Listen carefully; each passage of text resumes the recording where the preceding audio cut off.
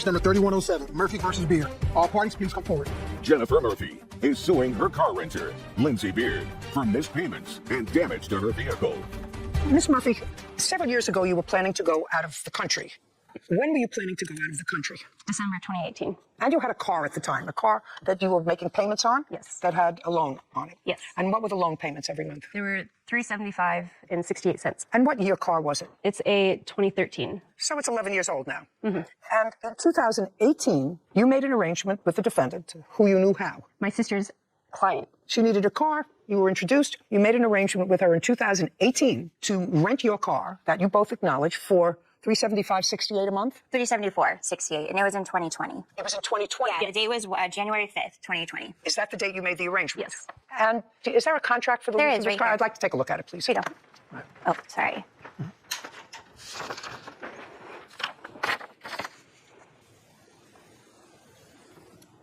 Okay, so let's read the terms of this agreement. First one is payment of $374.68 via Zelle. Now, with regard to that provision of the lease agreement, you returned the car on what date? I picked it up on October 24th. 2023. So she had the car 2.5 years. More like 3.5 years. And in those 3.5 years, you were out of the country. Yes. Part of your claim here is that she failed to make several payments. She says she has all the payments.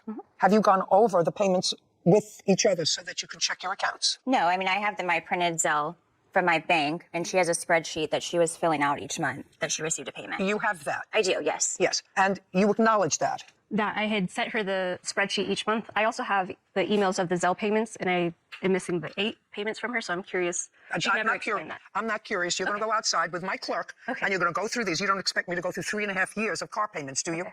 Now, if you don't want to waste my time, we can acknowledge that they were either paid or we can move on to the next action. What's your pleasure? I don't believe they were paid. Okay. Sarah, go deal with them. Math is not my strong suit, and this kind of nonsense is not worth my time. Go figure out if there were any missed payments that they can prove, will you please? Yeah. Thank you. Jennifer Murphy claims defendant, Lindsay Beard, rented her car for years and damaged the vehicle.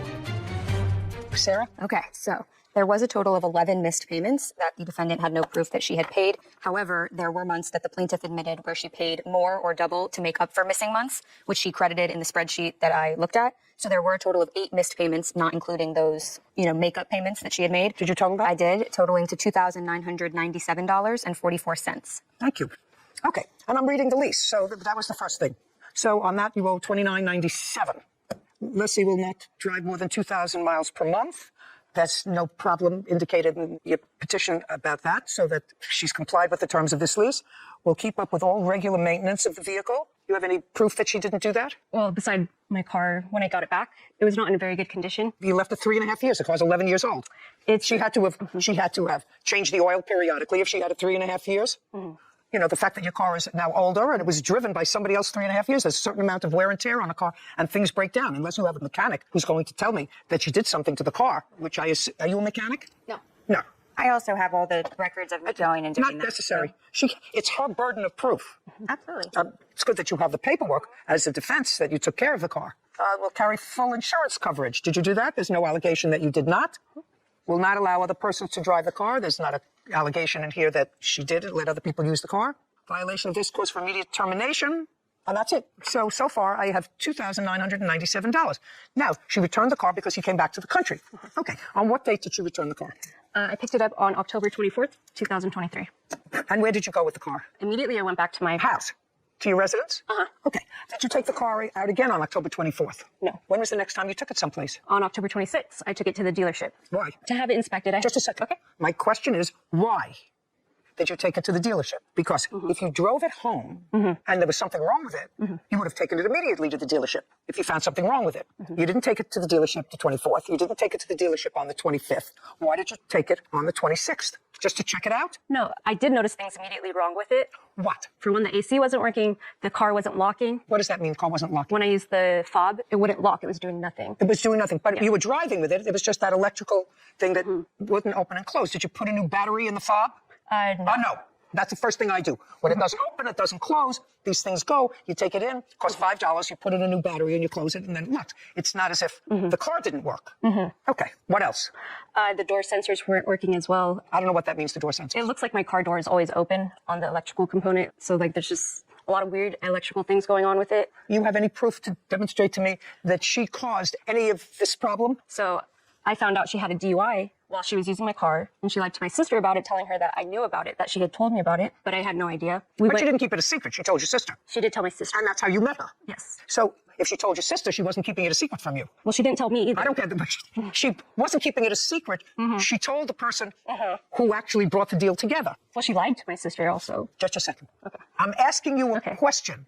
Proof that this electrical wonking was her fault. Well, I had seen in the court documents on her DUI that she was ordered to install an IID, an ignition interlock device, which she did on my vehicle, had it installed and uninstalled. And in that, you have to cut the wiring to... I don't know if you have to... What kind of work do you do?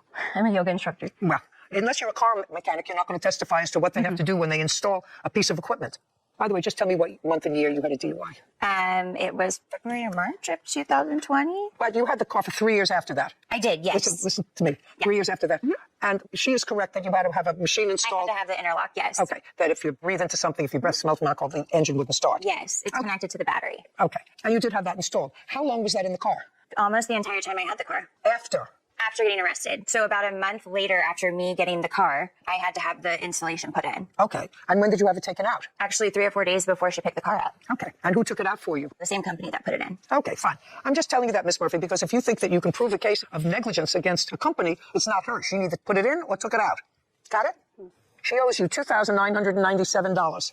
And she owes you that for the missed payments that she can't prove she made, that you say on your spreadsheet she missed, and that Sarah confirmed. Anything else? No, good. Thank you very much. We're finished here. This court is adjourned.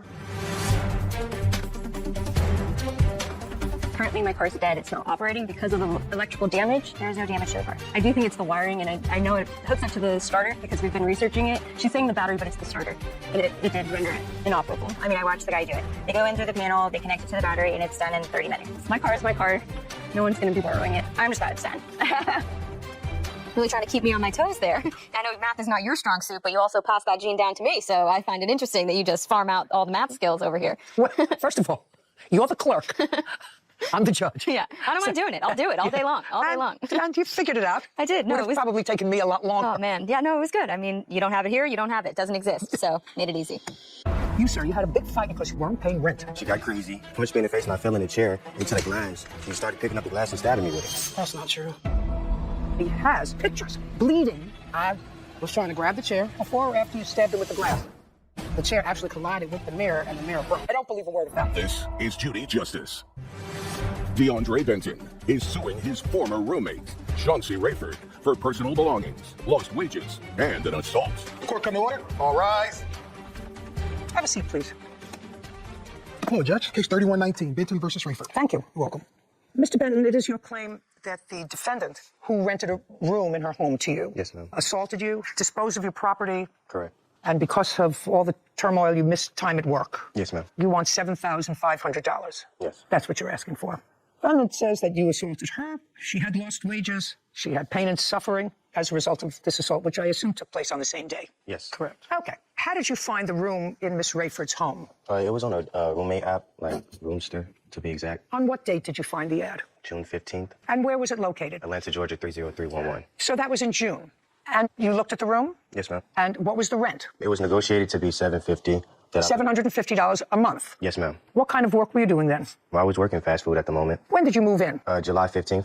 July 15th. 15th, yes, ma'am. And how much rent did you pay for the month of July? This full amount, $750. I paid $250 to hold the room and $509 for the remaining balance. In the month of August, tell me what rent you paid her and when. I did give her a... Look at me. Be very careful with me. I want you to be very careful with me. How much rent did you give her in the month of August? I didn't give her anything. How much rent did you give her in September? She wasn't there. How much rent did you pay anyone in September? I paid her a portion of the rent. What do you mean a portion of the rent? It was my understanding that you owned this home. Yes. Just a second. She didn't own the home. To my knowledge, she wasn't even supposed to be renting out the home to have rooms. Just a second. I'm just asking you, you're now living in somebody's house. Mm-hmm. And you agreed to pay $750 a month rent. Mm-hmm. Is a yes. Yes. And you paid no rent Well, for the month of August. That was because when I did come into the home on the 31st, I moved in on the 15th like I communicated to you. On the 30th, my belongings was outside the home. I had to sleep outside like an animal. Okay. What about in September? You were still in the home in September. Yeah, I was still in the home in September. She was still in. Issue. Just a second. You were still. You're not going to talk over me. You were still in the home in September. Not a That's a yes. Yes. You were still in the home in September. And how much rent did you pay in September? I paid her $500. Just a second. In September, you paid her $500. Yes. Okay. October. Nothing was paid. After that, you paid no rent. No. Okay. Where are you living now? I live with a friend now. That's a lie.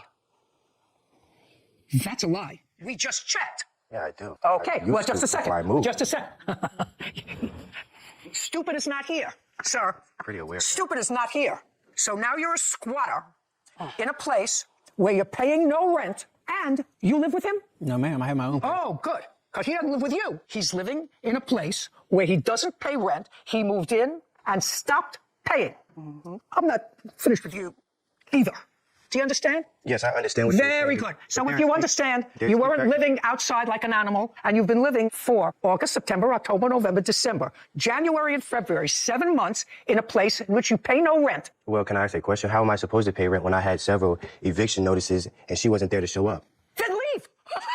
Then leave. I mean, you're a you said squatter. leave, but You are a squatter. she told me I You're didn't a have to. squatter. Well, if she told you that you don't have to, then the two of you are in collusion here. I'm not talking about that, ma'am. Who told you you didn't have to pay? The judge, because I didn't say the judge didn't say I had to pay. The judge said I did not have to leave, that she didn't find a reason to eviction of me because she didn't show up and provide her evidence. I'm just telling you, you're a squatter. You don't pay rent. Everybody else here pays a mortgage, pays a maintenance. You moved in and you became a squatter. And I don't care what some other nitwit said to you. You're a squatter. So you get zero for the rent, for your property. I'll get to the assault in a minute. I read your answer. When did you purchase the house? June 3rd, June of what? 2021. What was your mortgage? The first year, from June when I moved in 2021, it was $15.75 a month. For the mortgage. Correct. June of 2022, it increased by $40 and went to $16.15. In what month did you stop paying the mortgage? September of 2023. Why? DeAndre Benton claims his former roommate, Chauncey Rayford, threw away his property and assaulted him. Chauncey is countersuing for property damage and says she was the one assaulted. Now, in what month did you stop paying the mortgage? Well, to be completely honest with you. Yeah, I don't want you to be dishonest with me. You have to be honest with me because I know everything. Yes, ma'am. I got laid off. I was okay, just living off of savings for a few months. Things got hard. Just a second, you got laid off from what job, where? Carvana, and this was November of 2022. All right, so you've already been laid off for a year, and you're telling me you paid your mortgage until September. Yes, ma'am. I was doing anything I could from an app called InstaWork. Okay, so then you stopped paying your mortgage in September. Yes. And when did they foreclose on your house? October 23rd was the date that I was told that myself and DeAndre needed to be out of And I just asked you a question. They foreclosed on the house in October. Yes. Where did you go? I had to move back with my mother in the state of Missouri. I lost everything. My job, the home, my dog. Okay, so now the bank owns the house. Yes, correct. And he's been squatting still in the there. house since October. Yes, she will not leave. Now, I've listened to what you just said just about the ownership of the house and when she turned it back to the bank. You said in your brief questioning before that she didn't own the house. She was a renter. You know, I wasn't supposed to be there in the first place, and she knew that. I wasn't even aware of that. That's not Oh, just a second. If she owns the house, you can be there. She doesn't own the house. She doesn't own it anymore. She never did. Well, show me proof of that. Okay, that I'd like to see.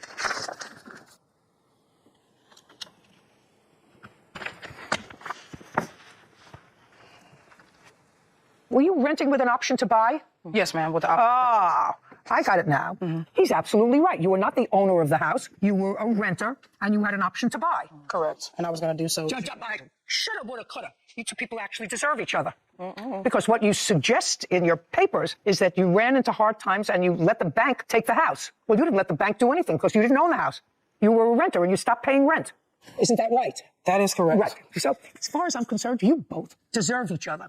I don't know who you're not paying rent to. Somebody owns this house. And they've been probably trying to get you out of the house for a very, very long time. The person that owned the home came to the home and said she was already far behind before I even moved in. That's the whole reason why. Who cares? What are you doing in a place where you're not paying rent? You're not supposed to be there. You're a squatter. Do I look like a squatter? You are one. You live in a place that's not yours. You're not paying rent. You're a squatter. Yeah, for people that don't try to pay rent. At least I was trying to pay the rent. Every Listen, other time I'm I trying try to make a baby every once in a while, but I'm 81 years old. It doesn't happen. All right, I want to hear something about this assault that happened when you were both living in this place that belonged to somebody else, and neither one of you was paying rent. She was paying. Who are you? I'm her witness. Were you there when this assault Yes, took place? I was. Okay, then I'll hear you after I hear that. Now, what is the date of this alleged October assault? 10th. October 10th. Yes, ma'am. And you were still living there, not paying rent as of September and October. She was still living there. Yes, ma'am. Tell me what happened. So I came outside out of my room. She was already being aggressive about the non-paying rent. And I've already been trying to be communicative with her. Not I true. said, hey, I don't want to hear you.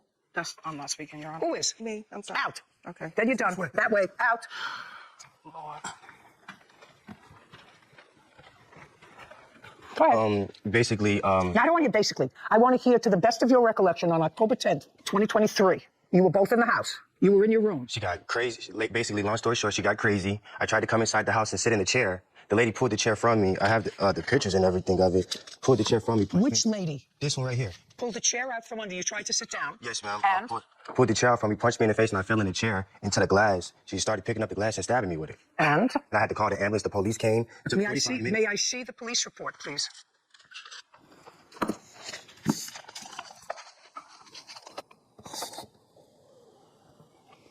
Did you ever speak to the police, Miss Rayford? That day? That day? No, ma'am. I ended up leaving because Okay, just a second. Don't tell me because. The police have memorialized what they saw on the 10th, and they saw him with multiple wounds on his body. Some were bandaged and some not. You were not in the house. This person, I assume, is your girlfriend. correct. Okay. So the two of you were in the house. After this incident took place, whatever the incident was, the two of you left. That's correct. He called the police. I'm not sure what he Well, did. you didn't call the police. No, I did not. No. Now, so from you, I would like to see when you left the house, ran out of the house with your girlfriend. I assume you went right to an emergency room or something as a result of the lacerations that you say you sustained as a result of this fight. So I'd like to see those records. I did not go to seek emergency treatment because I didn't have any insurance. I just bandaged it up myself Well, where did you run to? to go and get bandage. And when did you come back to the house? I did not. That was Just a my second. last day. So that was your last day. Okay. That's a lie. So now, She did. I would only return when he was not there to collect my things. so you did. Just a second. So you did go back. I'm feeling I was right. He would not be there when I would return. I have text messages of me asking my neighbor to let me know when he's not there as well. I have photos. I'm going to look at both your photos, and then you're going to tell me your version of what happened. Yes. Because there's no question that he was injured, because the police memorialized that. I assume he has photographs as well. Now, I want you to tell me your version of what happened. I was working from home. He was already up that morning, and he was the one being loud. He was sitting at my workstation. I kept asking him politely to move so that I could go ahead and start working. He refused to move. He told me he had a right to sit wherever he wanted to in the home. Now, mind you, he's never... Just a second. Did you pull the chair out from under him? DeAndre Benton has accused his former roommate, Chauncey Rayford, of throwing away his belongings and assaulting him. Chauncey is countersuing, claiming DeAndre damaged property and assaulted her. Did you pull the chair out from under him? No, he was not sitting at it at that time. I was trying to move myself. He had walked outside the front door, and as he did that, I was trying to grab the chair, and he ran towards it and sat in it, and that's when the chair actually collided with the mirror, and the mirror broke at that point. And then? And then he proceeded to pick up pieces of glass, and I have the photos of my injury right That's here. a lie. I don't want to hear you. He also damaged my work equipment. I had just started that job July 17th, lost my job on Friday, October 13th, because he damaged my computer. I have a police report that I filed because I'd like to see it. When I did return to the home after, stitching myself up. You didn't stitch yourself up. I did go and get bandages. You didn't stitch yourself up. Well, okay, the wrong Okay. verbiage. Yeah. This is what I submitted Just a online. second. I asked you for your police report. Yes. Period. Okay. Show it to me. It's right here. This is what I have found online. After communicating with my job, they told me Just a in order for second. them to... This is on the 12th. You say this happened on the 9th. It did happen on the 9th, Your Honor. And what I did was I was in communication with my employer to see what they felt was best because... What does she do for a living? She was a shift manager. She still work? Yes, she works... Oh, why wasn't she paying rent? We don't live together. She had her own place. Interesting. Okay. You wanted to say something to me? Yes, that's actually a lie. As far as me assaulting her, I never once touched this lady. I never once disrespected her. I never once raised a hand at her or tried to physically harm her. She was very aggressive, very disrespectful. That's not true. Okay. Can I see your photographs, please?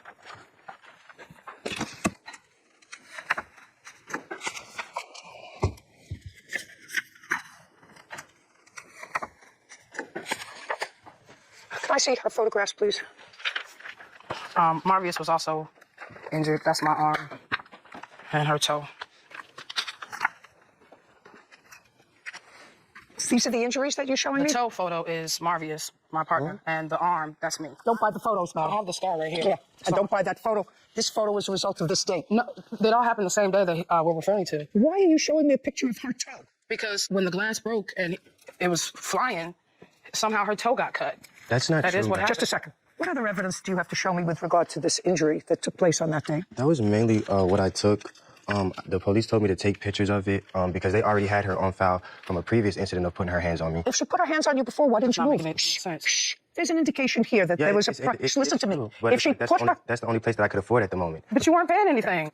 You weren't working. You weren't doing nothing. I'm done. You're finished. You have a counterclaim. The counterclaim's dismissed.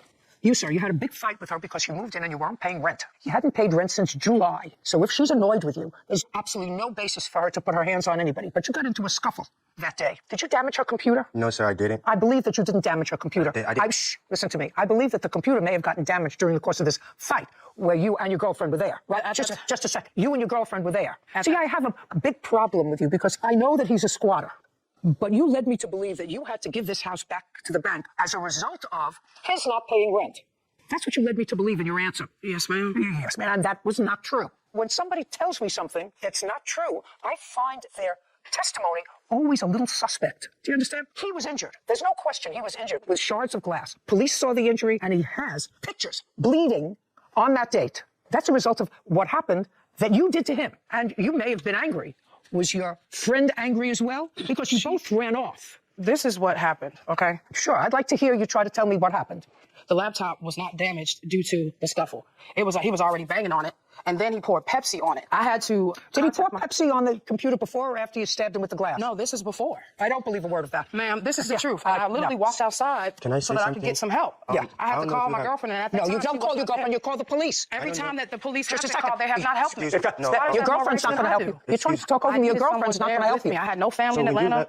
on the day of the incident, the police were wondering, like, where was she so they can get... Don't tell me what the police were wondering, sir. You haven't paid rent in a place for 7 months. Are you still working fast food? Yeah, I'm working now. Did you tell me initially when I asked you a question, and we can have Whitney read it back. When I asked you where you were living, you said you were living with a friend. Yeah, because Just a second. You were living with a friend, but that's not true because when we tried to contact you, the contract address that you gave us was... That's how I knew you lived there and that you aren't telling me the truth. Do you understand? Yeah, I said I recently moved from the... No, you didn't say that. I recently have moved from that location, from that home. Goodbye. Your case is dismissed. So's yours. Goodbye. You deserve each other. This court is adjourned.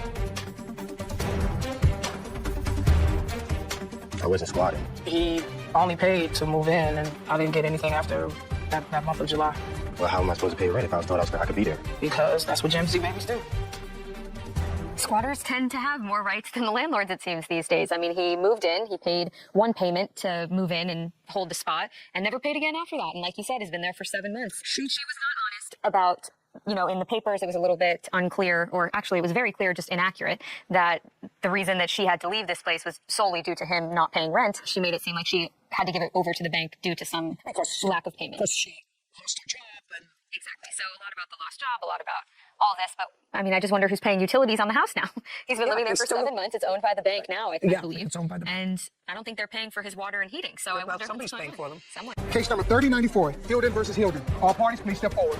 Hunter Hilden is suing his mother, Vicky Hilden, for the value of personal items and online defamation. Mr. Hilton, this is your mother. Yes. The case has a lot of nonsense in it. It boils down to the following. You and your mother, according to you, purchased a home together. The house is in both your names. You moved into the house with your mother, and you and your mother came to a period where you were on bad terms. It had to do with your girlfriend. Correct. And you say you were forced out of the home. And what you're really requesting is money for the items that you purchased in the house, that you left in the house after you were forced to leave. Correct. And Miss Hilden, you have a counterclaim. Counterclaim said that when he left his very large dog. And you either want him to pay for the maintenance of the dog or you want him to turn over the dog to you. Yeah. Okay, so let's deal with the dog issue first. Hunter Hilden claims his mother, Vicky Hilden, owes him for personal items. Vicky is countersuing her son for property damage and a German Shepherd. Now, dog is a German Shepherd? Correct. When was it purchased? I believe about July of this last year. And when you left the house, you left with your girlfriend. Correct. Where did you move to? Right now, it's kind of still up in the air between my younger sisters and my grandpa's. Okay, so you can't bring the dog. Correct. Mr. Hilden, you let the dog stay with your mother. I don't have a choice in the matter. I've been Good. told. Well, very good. I'm taking the choice from you so you don't feel as if you're abandoning the dog. So that takes care of the dog. Now let's take care of your appliances. You moved into the house and purchased the house with your mother, month and year. May of 2022. And exactly what appliances do you believe that you can establish that you purchased for the house? Oh, I've got receipts for The kitchen appliances, the washer and dryer, Washer, dryer, and kitchen appliances. What kitchen appliances? a refrigerator, microwave, dishwasher, and stove. Yeah, I see the receipts. Yes. Mrs. Hilden, do you work? Yes, ma'am. What kind of work do you do? I deliver packages. What kind of work does your son do? He works at a warehouse forklift. Now, who purchased those appliances? I did. You did. Yes, I did. Okay, let's see.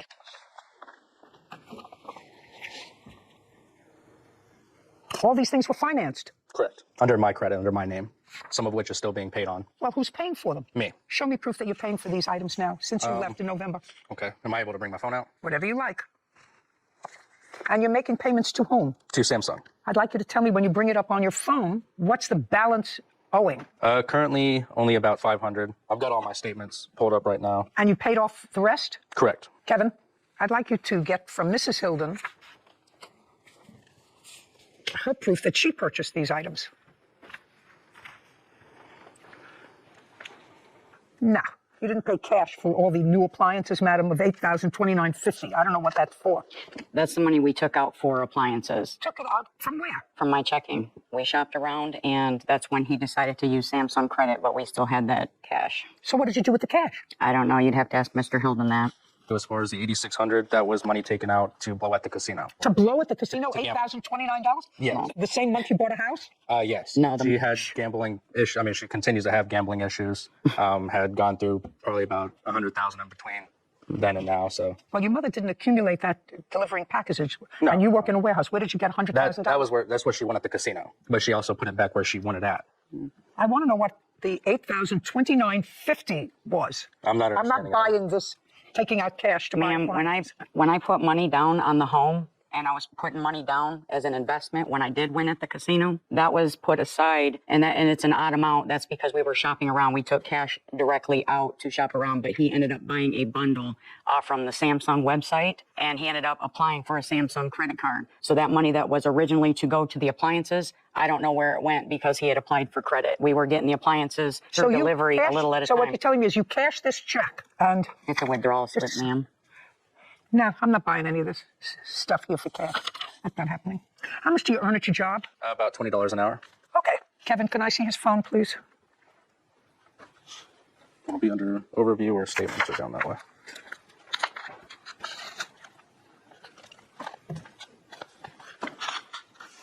So there's $500 left. And the appliances are in the home. The refrigerator, yes. The microwave, yes. The stove, we've never had. We never hooked up the stove. Why? We work a lot, so I don't cook like that. We just never hooked up the stove yet. I cook on a fryer, a skillet. We have not hooked up the actual stove yet. And as far as... Washer, dryer? Yes, washer and dryer. So you use those things? Yes, ma'am. And what is your intention, Mr. Hilden? What do you think is going to happen with the joint ownership in this house? I was hoping to put it up for a forced sale and just cut ties completely. Well, that's far beyond my pay grade. Okay. So you have $556 left on these items, and I think that it's more than fair that your mother, if she's enjoying them and in the house, that you take care of the rest of that bill. Ma'am, I have to show that I paid for the washer and dryer. I see.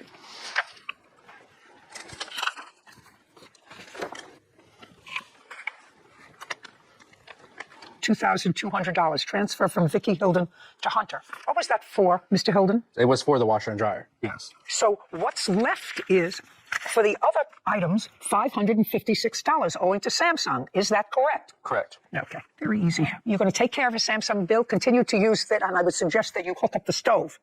And on the claim, I'm awarding the plaintiff $556. On the counterclaim, you have the dog. Thank you very much. This case is over. This court is adjourned. Just because I've been done dirty so long, and I just thought finally something would come about it. I do gamble, but I don't have a problem with it. I don't think I have enough time for the childhood traumas. My door's closed. No, he's dead to me. What I found fascinating was that he has a job where he makes $20 an hour. His mother delivers packages. Can't be high-income family. And they purchased this house, and they put down a substantial down payment. Where did you get $100,000 from? She must be a terrific gambler. Yes, she must be. Her bank account shows that she transferred thousands of dollars. It's almost $10,000 transferred to him that we Fascinating. saw. If I win $20 in the slot machines, I'm over the moon. $100,000. She must be pretty good. Not half bad. Case 3143, Child versus Huddleston. All parties, please come forward. Taylor Child is suing her former friend, Crystal Huddleston, for the cost of a motorcycle and riding boots. I know very little about motorcycles, I know that the couple of times I've been on them, I didn't like it. Just seems to me that when you're surrounded with 3,000-pound cars, you want more around you than fresh air. So maybe I'll get somewhat of an education doing this case. I doubt it. Taylor Childs is accusing her former friend, Crystal Huddleston, of owing for the cost of a motorcycle after crashing it into a tree. Crystal is countersuing Taylor for medical bills. Miss Child, you like motorcycles. Correct. And you've been riding them a long time. Yes. And you purchased a motorcycle from someone used, and you paid $3,500 for it. Yes. Who's Scott?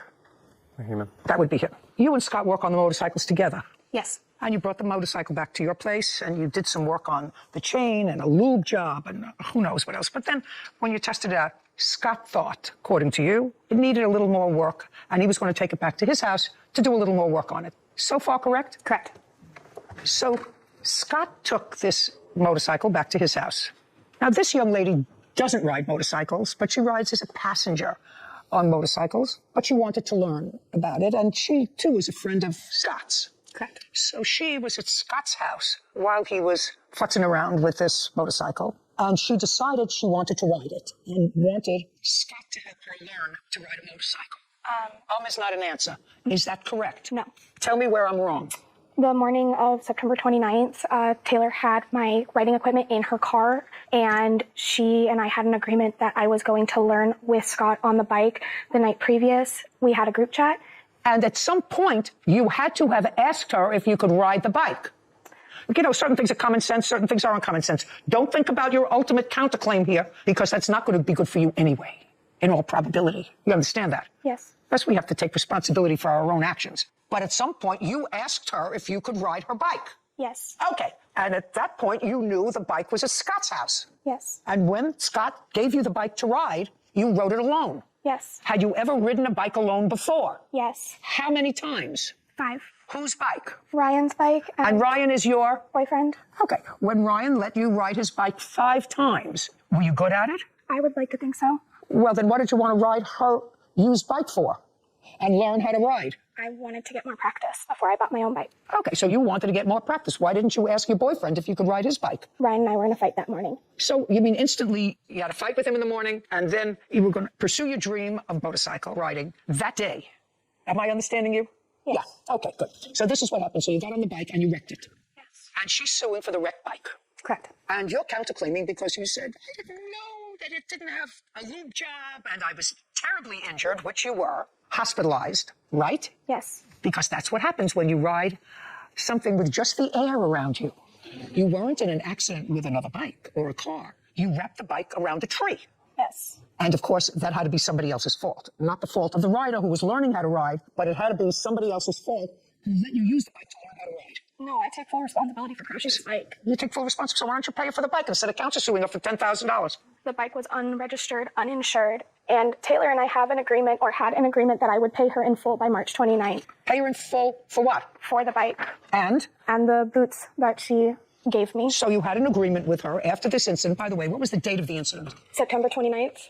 Okay, so you had an agreement. After you destroyed the bike and after you recovered from your injuries, you had an agreement with her that you were going to pay her for the bike by March 29th. Yes. Why didn't you pay her? I have been paying the medical bills off. Okay, well, that's fair. So in anticipation of your not paying her back, she's suing you now, and you decided to counterclaim. Yes. It makes my life so much easier. Good. Did she agree to pay you back for the bike? Yes. She's telling you this, in legalese, we call this an anticipatory breach. She's telling you now on March 19th that she's not going to pay you on March 29th. So 10 days from now, she's not going to pay you because she's been paying off the medical bills. That's why we're here. Correct. Judgment for the plaintiff in the amount of $3,500. Your counterclaim's dismissed. We're done here. Thank you very much. This court is adjourned. What happened is Taylor blatantly lied and said that I could ride her bike, and that's it. It's cut and clean. I crashed, I take responsibility for it, and that's it. I did not get full permission. It was discussed prior to the case, well, prior to the incident, that she would I would teach her, and they already had access to my bike. I was on gravel. I lost control of the bike. I popped a wheelie, and then I popped another wheelie. I received a call from Scott, my witness. The clutch gave out, and I couldn't stop the bike, so I made a decision to not go into my car and go into a tree. He said, hey, get here quick. Crystal's in the ambulance. She wrapped your bike around a tree. Taylor and I are not friends. We're not friends. I don't like snakes. I'm sorry. Rarely do we get one that easy. I mean, it was clear. She rode the bike, she wrapped the trees, she damaged it. She made an agreement to pay for it? Made an agreement to pay for it, and although she didn't reach exactly, the 10 days from now in which she would have breached it, I think plaintiff was entitled to it. And you assume the risk when you do dangerous adult activities, such as riding a motorcycle. And just like you said, you can't shift the blame after the fact to anyone else out there. That's your own fault, and anything that comes to you deserves to come to you. That's it. Well, you need all kinds of IQs. She posted nude pictures of you on the internet. Nude pictures to my mom. It's been a whole year of this, of being harassed. Don't speak. A woman scorned will do nothing short of getting even. This is Judy Justice. Previously on Judy Justice. According to both of you, that you decide to do as a side hustle is breed little Frenchy bulldogs. You do not take $3,500 out if you can't pay your own rent to buy a dog. He had sent me a derogatory text saying thanks for paying the rent, and he had me distraught, and I got out of there. You had a disagreement about the rent in September of 2022. It was more than the rent, man. Whatever you had a disagreement about, you say he assaulted you. I've never been charged with assault on her or nothing. And now, the conclusion. Amina Thornton claims her former client, Donnie Alford, stole her property and owes her dog registration papers. Donnie says Amina defamed him on social media. Okay. You say he assaulted you. Tell me where you were when this took place. The assault took place in the apartment. So you were there in the apartment? Yes, ma'am. Tell me the circumstances. The studio equipment, everything was still there. He was getting evicted, and I wanted the belongings back. I wanted the things to come back to me because they belonged to me, and that was the agreement. I have text messages. You stop paying everything. I have nothing. You hold the upper hand. When you leave, you won't have a problem bouncing back. You have your husband. I have nothing. I see just one or two of the texts? Yes. Your Honor, can I say something? Absolutely. I'm not no homeless bum. I make money. I'm one of the top entertainers in Atlanta. So therefore, I do make money. I have my own money. When I met her, I was passionate about music. I took her on. And took her on for what? Because I liked her aggression when it came to getting stuff done. So I asked her to manage me. I had a job at the time. I had a place to lay my head at the time. It was her decision for me to stop working. I have in a text message where she said the agreement was for me to pay your rent, take care of necessities, and don't exceed over anything over, I think, like $8,000 a month. So I was working, doing shows, doing that, and the money that she would put in my account and I was get, that was for me, like that's actually like me working for being an artist. I thought you were working. The agreement was for me to stop working so I could focus strictly on music. Well, that's good. You told me you were one of the top artists. Yes. So what'd you need her money for? Entertainer. So I stopped dancing and I focused nothing on music, recording as an artist, singing. So therefore. So you stopped doing what you made money, and that's what you said. Yes. You stopped to focus on just singing. Yes, because I had the financial backing to do it. Mr. Alford, why do you think she was doing that, sir? She did it because it was lucrative. At first, it was business, business. Then I seen that she started taking interest in me. She never stayed at an apartment, none of that. So, yes, I overlooked the interest part, but we still had a plan. Let's get this music done. I'll get my money on the back end from the music, and that's how it was. That's exactly how it was for the long run. Then she started getting emotional. Whenever I go out, then the personal started coming in. I started backing up a little bit. Where did you get all this money to buy the dogs? It was from money I already had from dancing, my side money, and then money that she was giving me from working. I'm an artist. That's if I ask somebody to do something, I'm an artist, right? I actually have the whole picture, Mr. Alford. I have her whole picture, which is, sad, a little bit desperate. And I have your picture. I have the whole picture. She's getting her dogs back. Can I see the email, please, that you referenced, Ms. Thornton? Yes. Other than that, I'm ready to move on to his counterclaim. You're getting the registration papers for your two dogs. Do you have a police report? Yep. I have my restraining order. I have an active restraining order. Was there a hearing on the restraining order? It's active. Answer this question. Stop looking because you can't concentrate on my question. With regard to the assault allegation against the defendant, which took place in December of 2022, according to you, if there is an active restraining order, there had to have been either a consent by him for the restraining order or a trial. There was a trial. Yes. Did you testify at the trial? I did. Just a second, you're looking at papers again. Yes, ma'am. Did he testify at the trial? He did. Did the court, after the hearing, Mr. Alford, issue a restraining order? Yes, they granted both. They told both of us to leave. No. So what you're saying is you filed for a restraining order too? Yes. No. You did? Yes. No. And then Okay. when she... Shh. Mr. Alford, pay attention. This was my bailiwick. This is my home territory. She files for a protective order. She's going to show me her application for a protective order. She's also going to show me the final order of protection. Yes. I want you to start looking for your application for your protective order and your final order of protection. I have my phone, please. I give you a phone? I don't want to see it in the phone. I want to see the order. Amina Thornton has accused her former client, Donnie Alford, of refusing to return registration papers for her French bulldogs. Donnie is countersuing for the value of the dogs and online defamation. This is 6 months protective order is what it says. What I don't have is a signed order by the judge. Okay, I'll give that to you. Just 1 second, Your Honor. May I please have, Mr. Alford, your application for a protective order, for your application where it says Donnie Alford against Amina Thornton and your final protective order? No, so I didn't get a final protective order. Well, she did. Yeah.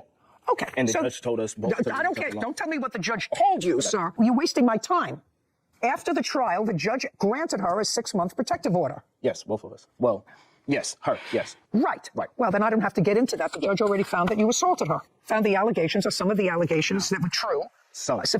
I don't care. Some or all. She's suing you for an assault. Okay. The court found that there was sufficient assault, menacing, threatening, or harassing to issue her a final order of protection for 6 months. You have no police report, correct? No, I did not have it. Okay. And the medical records on which this assault was based, a visit to the doctor, anything else? It's just the emergency room and the follow-up. I'd like to see it.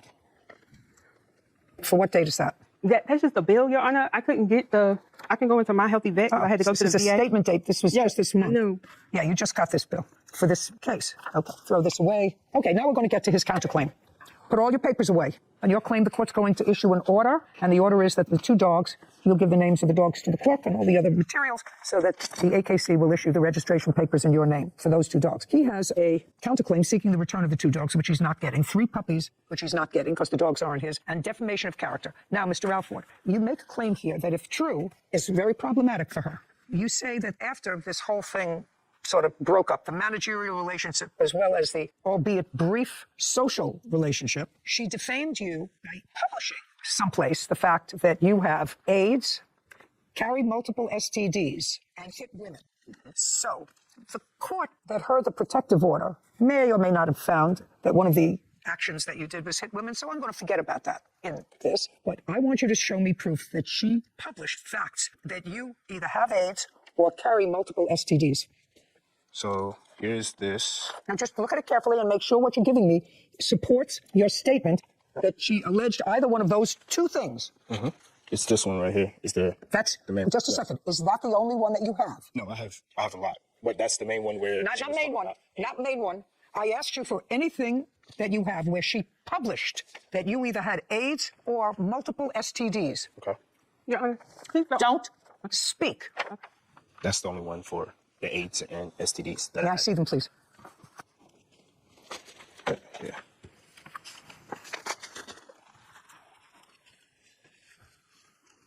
I don't understand this one, Sarah. You can sort of explain that to me. This is what I have. AKA, this is author Amina Thornton. I see something that's ascribed to her with her name on it. This doesn't say that you have either AIDS or STDs, sir. This says that you are a domestic violent abuser. She says that you forced her to have sex. Thief, womanizer, trash can trash. He is a deadbeat dad. Do you have 5 kids? He has 8 with 7 women. Okay. Just a second. Do you have 5? I have 5.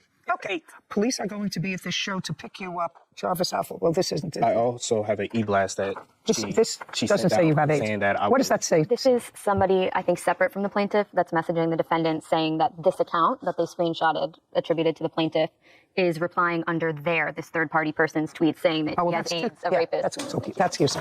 Okay. I also have it where she did an e-blast, was saying that I was dead, I have herpes, and she May I said see that? Yes, that's the whole e-blast letter. May I see it? So far, these don't establish your cause of action for defamation. Would you show this to the plaintiff, please? And my mom got that. She said, just a second. Did you write that? No, I did not. Well, who does it say wrote it? It doesn't say I wrote it. What phone number does it say it comes from? Oh, this is my husband's number. And I have the text message right here where my husband has said, this is not my wife's phone. This is my phone. Ma'am, if you go on the affidavit or the protection order that you got stated from her, under there we have to list our numbers as contacts. You can verify that she has that number on that contact list. And me and my husband live together. Maybe. Okay. May I have it, please? That's the text message that was sent to him in February. Where's your husband? Go find him. Shh. Listen to me. Whoever wrote this, you or your husband, it's nasty. It's nasty. right? It doesn't say that the defendant has AIDS. You can't accuse somebody of that just to be spiteful. You don't in this, but it's just a nasty, nasty email. And you say it was not authored by you. It was not. Could have been authored. He has sent my husband text messages saying that he has had sex with me, made love with me, all kind of stuff. Oh, you know what? Are you and your husband still together? I am. 24 years. 24 years. All right. It was a mistake. It was a very big one. A very big one. It was a very big mistake. Yes, the biggest mistake of my life. Yeah, very big mistake. Who are you living with now, Mr. Alford? I stay with my girlfriend. Is that your girlfriend? Yes. Okay. And what are you doing? I breed dogs. You breed dogs? Frenchies, yes. How many dogs do you have? We have 3, but we currently have 2 French bulldogs and about to get another. I just feel sorry for all these dogs. It doesn't appear to me that it's really such a good hobby. I'm not the person she's trying to make me out to, and I hope that you allow me to show you that. Listen, Mr. Alford, I want you to clearly understand me. I'm not getting into extrinsic material, sir. She says you have 8 children. You say you have 5. If you have 5 children, and what you're saying is you spent thousands of dollars on dogs in the same time period where someone else is paying your rent so that you can develop your media career, how much money are you paying in child support, Mr. Alford? I paid $25 for one child. And I pay $25 or what? $25 a month for one. A month, just a second. And then I pay $145 for one other child. And that's only because... A month? Yes. A month. Well, I have to tell you, sir, I have a 4-pound Shih Tzu, and I couldn't feed her for $25 a week. Amina Thornton claims her former client, Donnie Alford, stole her property and owes her dog registration papers. Donnie says Amina defamed him on social media. I'm an excellent father. I take care of my business. I do that. If I was a bum, she wouldn't have came to me and either gave me money to do what I had to do. I'm not that character. I'm not that guy. I take care of my responsibilities. I've been taking my responsibilities before I moved to Atlanta. You can't. Yes, sir. I can. On $25 a month, you're not supporting a child. I'm excellent. Don't speak. I want you to be quiet. I don't want you to speak. That's not the only thing I pay. I take care of my kids. Tell me what you take care of my just kids. a second. How do you take care of your kids? I provide for them. How? If somebody needs something, then I do it. You mean like if they need a pair of sneakers? If anything, I don't get my kids. I have I came to Georgia because my kids is in Georgia. Good. This is the ruling of the court. The ruling of the court is that we will notify AKC with regard to the... Nothing about the defamation of character or none of that. So my girlfriend is a teacher. She sent a letter to the superintendent and threatened it. Oh, well, you have a rapist in the house, and sent letters and pictures, nude pictures to my mom, posted on the internet. Like, I'm just a second. Did you post nude pictures? Put it down. Put your thing down. Did you put stuff I bought for his kid? Did you understand me? Definitely. Now you're being annoying. Did you post nude pictures of him on the internet? No, Your Honor, he has an OnlyFans account. I'm dismissing your case the next time you say a word. Do you understand? But to dismiss your case, you'll be without the registration for the puppies. Do you understand? This is where she sent people the text message, and you can see it has a little nudity in it, but I didn't want to make it big, obviously, because we're in the courtroom. But you can see where I'm naked in here. She sent my military ID to people. It's been like this. And then I have text message where I tell her to leave me alone. And all she does is say, oh, not until I get my dog papers, not until this happens, not until that. You wanted an enemy. I have all of this. You've never been in the military. Do you understand what I said? I'm going to dismiss your case the next time you say a word. I don't understand, Not just the next time you say a word, I'm going to dismiss your case. Do you understand? Good. Mr. Alford, what you're claiming, sir, and I'm going to do this very quickly, what you're claiming, and I can imagine that this is a course of conduct that, what do you want? I don't want anything. Then take the finger down. I understand, Mr. Alford, that if what you're saying is that she's embarked upon a campaign to harass and embarrass you, look at me, Mr. Alford, what precipitated that? What precipitated this campaign of harassment? Because now you know how to go to court to get a protective order. Did you ever bring these allegations to the judge who heard the application for a protective order? That's either a yes or a no. There is an open case that I can't discuss, but she has been locked up because she has came to my home and assaulted me and stuff like that and destroyed property. But so, just a second. So, when you say there's an open case, where is that open case? Fulton County. Is it a criminal case? Yes. On what date was she arrested? I don't know the exact date. Do you know on what month and day and date you were arrested? April 12th of 2022. Was the issue with her the papers for the dogs?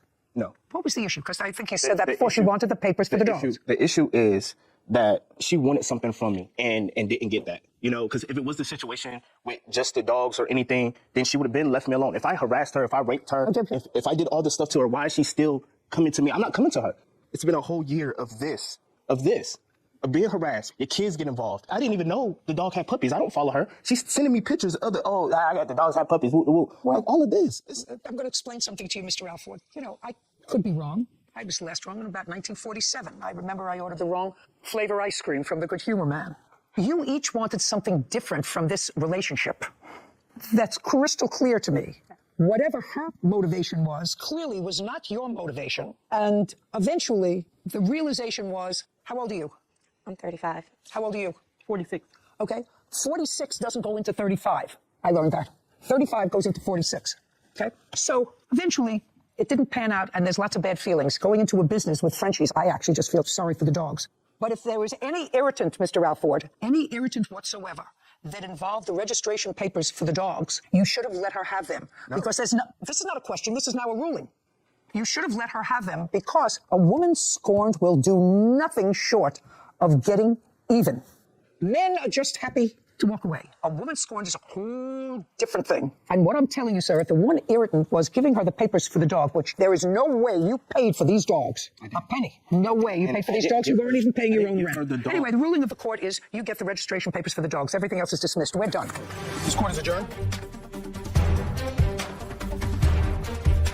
At first, it was just business, and then it started getting personal. The main thing was my dogs. They are my family. I had stuff tied to the dogs and business, and she had stuff tied to the dog, and we both didn't want to lose anything. He chose to live on live. It's hard to see him go, but it's even more hard that I'm still out here as this bad guy. And if you're living on live, then truth is never going to prevail. You know, be careful about who you work with. The time he assaulted me, that's when we fell out and it became an issue. I feel sorry for the dogs because that's what she's going to do. She's going to breed them and throw them in the trash like she said. I love my dogs. My kids love my dogs. And we take care of them. I don't think anyone with that type of financial picture should be able to spend $3,500 per dog on Frenchies to take up a new breeding hobby, which, as we've seen, is not a hobby. That is a business, a profession that requires an immense amount of specialized knowledge. And care. And care. Especially for that breed. Especially for that breed. People should really not take on as a side hustle breeding whatever dog there is of the month. It's not a fad. It's not a fad. You know, I can't even imagine the living conditions of the 5 dogs that the plaintiff has and the 5 puppies and the 3 that he now has with the new girlfriend. Find another side hustle. Take up crocheting. Case number 3031, Brandenburg, McLaughlin versus Irwin Jr. All parties, please step forward. Christopher Brandenburg and Victoria McLaughlin are suing their motorcycle buyer, Carter Irwin Jr., for stealing a 2001 Harley-Davidson Heritage. Mr. Brandenburg, you're suing the defendant for $10,000. I've read your complaint half a dozen times. I still couldn't figure it out. Mr. Irwin, you're counterclaiming for $10,000. I read your answer 1,000 times. I can't figure out what you're suing each other for. The only thing I can manage to put together, this has something to do with motorcycles. Correct. And it has something to do with a French bulldog and something called shatter, which I had no idea which it was, except that you wrote in your answer that he took your $7,000 worth of shatter, which is a marijuana extract. Okay, so I'm going to give you each 5 minutes to make your best case so that I understand what your case is about, because it wasn't clear. Go. Okay, myself and Carter made a deal on a motorcycle. So we made a deal and he never followed through on... Okay, so he never followed through on the deal. Do you have that deal in writing? No, it was all verbal. And how much was the deal for? $9,000 for the Harley-Davidson Shovelhead. And then what happened? So I live in Sunnyside, Washington. He lives in Salem, Oregon. So we had traveled back to my place and he seen the bike and he decided he liked it and wanted it. So he had no transportation back to his place. So he borrowed my wife's van to travel back. So we had a verbal agreement on that. Did he, just a second, did he take the bike? No, he did not take the bike. Did he ever take the bike? No, I delivered the bike. Does he still have possession of the bike? No. Where is it now? It is at my place. So you have it back? Yes, I retrieved it. Okay, next. When he returned the van a few days later, November 4th, and he had no transportation back, so I let him borrow my 2001 Harley-Davidson Heritage. Okay, so you have the first bike back, but you don't have the 2001. Correct. When I went down... Christopher Brandenburg and Victoria McLaughlin claimed their motorcycle buyer, Carter Irwin Jr., stole their Harley-Davidson Heritage. Carter is countersuing, claiming Christopher stole his marijuana and a French bulldog. Do you have, or did you have, possession of his 2001 Harley? Yes, Your Honor, I did. Do you still have it? No, look, don't look down. Do you still have it? No, I don't. Where is it? It's at a guy's house that I know. It was sold, basically, because I didn't have the paperwork on it, like I was supposed to receive. I paid for these motorcycles. Just a second. You paid the $9,000 for the first one? I paid in product, Your Honor, with you paid shatter. You paid in product? Yeah, with the concentrated marijuana shatter. No. Show me. Show me an agreement between the two of you. It was Sarah, all verbal, show Your me the agreement between, okay. It was all verbal. Fine. Unless I have it in writing, I don't care. Do you have anything in writing to show me that you paid for this motorcycle? Here's some of the evidence of the jars of shatter that were taken from my house. No, I don't care about that. Okay. I don't care about pictures of it. Also, I have pictures of him dropping the shovel head off in my house. Second, would you put them out, please? I don't listen to muttering. Goodbye.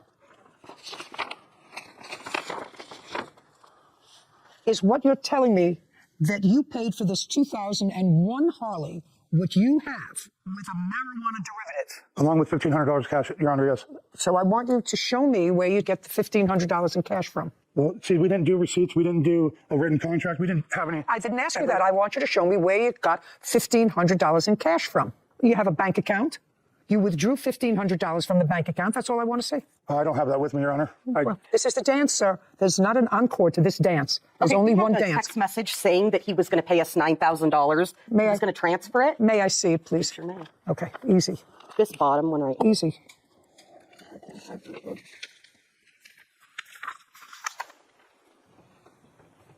Yeah, November 2nd, you told him that you were going to transfer $9,000. Yes, and then that's when I went to Sunnyside and I took shatter with me because I didn't have the money at that time to cover it. So, don't be ridiculous. I don't believe a word you're saying to me. Okay. All right. Now we're going to talk about the dog. Tell me about the dog. It was an 8.5-month-old, according to what I read, French bulldog. I'm the one that dealt with the dog stuff. Can I step over? Who owns the dog? I do. I have Fine. Then you can paperwork from... Just a second. Let her. Transfer. It's over there. Tell me what happened on the 28th of October with this dog. Carter expressed that he would like a French bulldog. Who's or a Carter? mix. Carter. And so we discussed him being a guardian home. A guardian home is where they keep the dog, they feed it, water it, take care of it. It stays in their home, and then when I'm going to breed it, I get to breed the dog. And then after one breeding, then they own the dog free and clear. So that's what we had agreed on, is that he's supposed to feed and water the dog, the food that has to be of a certain quality. It has to have a backyard. It has to be fenced. They have to own their own home, yada, yada. Anyway, we found out from Carter's sister that he does not own his home, that there is not a fenced yard, and he... You took the dog back? We took the dog back. Just a second. Is it correct, Mr. Irwin, because there's a dispute about you have the dog now? I have placed the dog in a different home, but yes, I had the dog. Probably better off without both of you. They have the dog back. For all intents and purposes, whatever she did with this poor creature that is clearly just being used for money, you had possession of for a while, and you had an agreement that you could keep the dog after one litter? Yeah. I have a full fenced-in backyard. Just a second. I don't care. Oh, sorry. Just answer my question. Yes. That was your agreement. Yeah. And when they came to get the motorcycle back, they took the dog back with them. Yeah. You have a counterclaim. You want the dog. Yeah. You can't have it. The dog is gone now. It's some other poor home because none of you really have this dog's best interest at heart. As a pet, you're using it to make money. That's it. Okay. So this is my ruling in this very complicated case. They're going to get their motorcycle back. They're going to get that because you're going to tell me in a neutral location and a time and a date when and where they should pick it up. Tell me now. Let's say the 15th. 15th of this month? Yeah. 15th. Where should they pick it up? Anywhere in Salem. The police station? Police station. Yeah, Great. right. What time of day? I'd say by noontime. Noon. High noon. High noon on the 15th. Motorcycle transfer. The puppy is in another home. This case is over. Goodbye. This court is adjourned. I thought she was firm but fair. I mean, everything he said was fabricated. Oh, I don't agree with it, but it is what it is, and I'll make it right. That the girlfriend handed the dog over. He never owned the dog. He was supposed to be being a guardian home for it. Well, they didn't give me an opportunity to. They just came to my house, physically took the dog out of my old lady's hands. And he wasn't treating the dog how we felt was appropriate. If there isn't a friendship. Oh, it's done and over. I would suggest that nobody do business with that guy or even, associate with him. You know I don't care about motorcycles. They'll each get their motorcycles back, and I really don't care. And I certainly don't care about shatter, although I'm glad I learned what the term meant, because you like, at my age, to learn a new thing every day. It keeps you... Learn something new every day. What I am so sad about is, every decade or so, there's a popular dog, that everybody's got to have. It's the dog. And then people started to breed them as hobby sports, and they don't know anything about breeding. Yeah. As an animal person, that these little creatures won't have a chance to have any sort of a pleasant, normal life because they're going to be used for breeding and then discarded. It actually outrages me. He was having a fight with his girlfriend. You called the police. I could hear the entire argument from my unit. Mind your business. Anderson, don't put the knife in my face. Don't point the gun at me. They were having a fight. I have videos of him spitting on my door. You started harassing him. But why can't he leave me alone is my question. He should. Then you should leave him alone. I agree. But you started it. This is Judy Justice. Previously on Judy Justice. Tell me, sir, when the problem first started with the defendant. It started for me when a police officer showed up at my house. When did you start to have a problem with him? He was using marijuana outside, so he would be smoking outside and they'd be coming into my windows, and my entire unit smelled like marijuana. After reporting his drug use to the police, comments of "go kill yourself" have been made through my security camera. Now I'll see your video. You want to tell me to go cut myself in my camera? Just a second. Who are those people? The person with the flannel was my dad, who seconds prior That was just attacked outside in the parking lot. I don't know about that or not. How many times have you called the police on him? Because you see, you haven't had any trouble with him, which is what I'm having a problem wrapping my head around. And now, the conclusion. Douglas Auerbach is suing his neighbor, Rachel Capron, for lost wages, false charges, attorney fees, and harassment. Okay. When was your call to the police that he was smoking marijuana? The first one was May 23rd of 22 is when they're noted in the police report, and I have a copy of that. And then he cursed you. That's clear. That's in here. Have been made through my security camera. He watches me from his windows when I walk outside. And me. I see your mother shaking her head. Yes.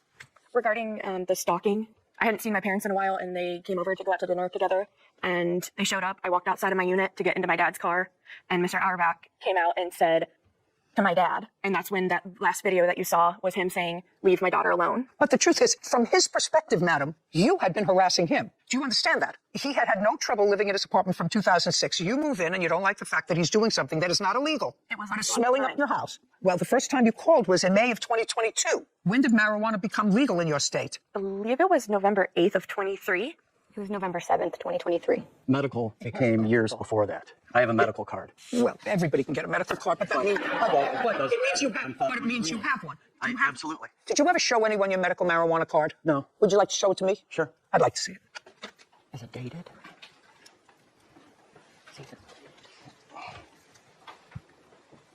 Yeah, he has a Ohio medical marijuana registry, and it was issued October 2nd, 2021. Would you like to see it?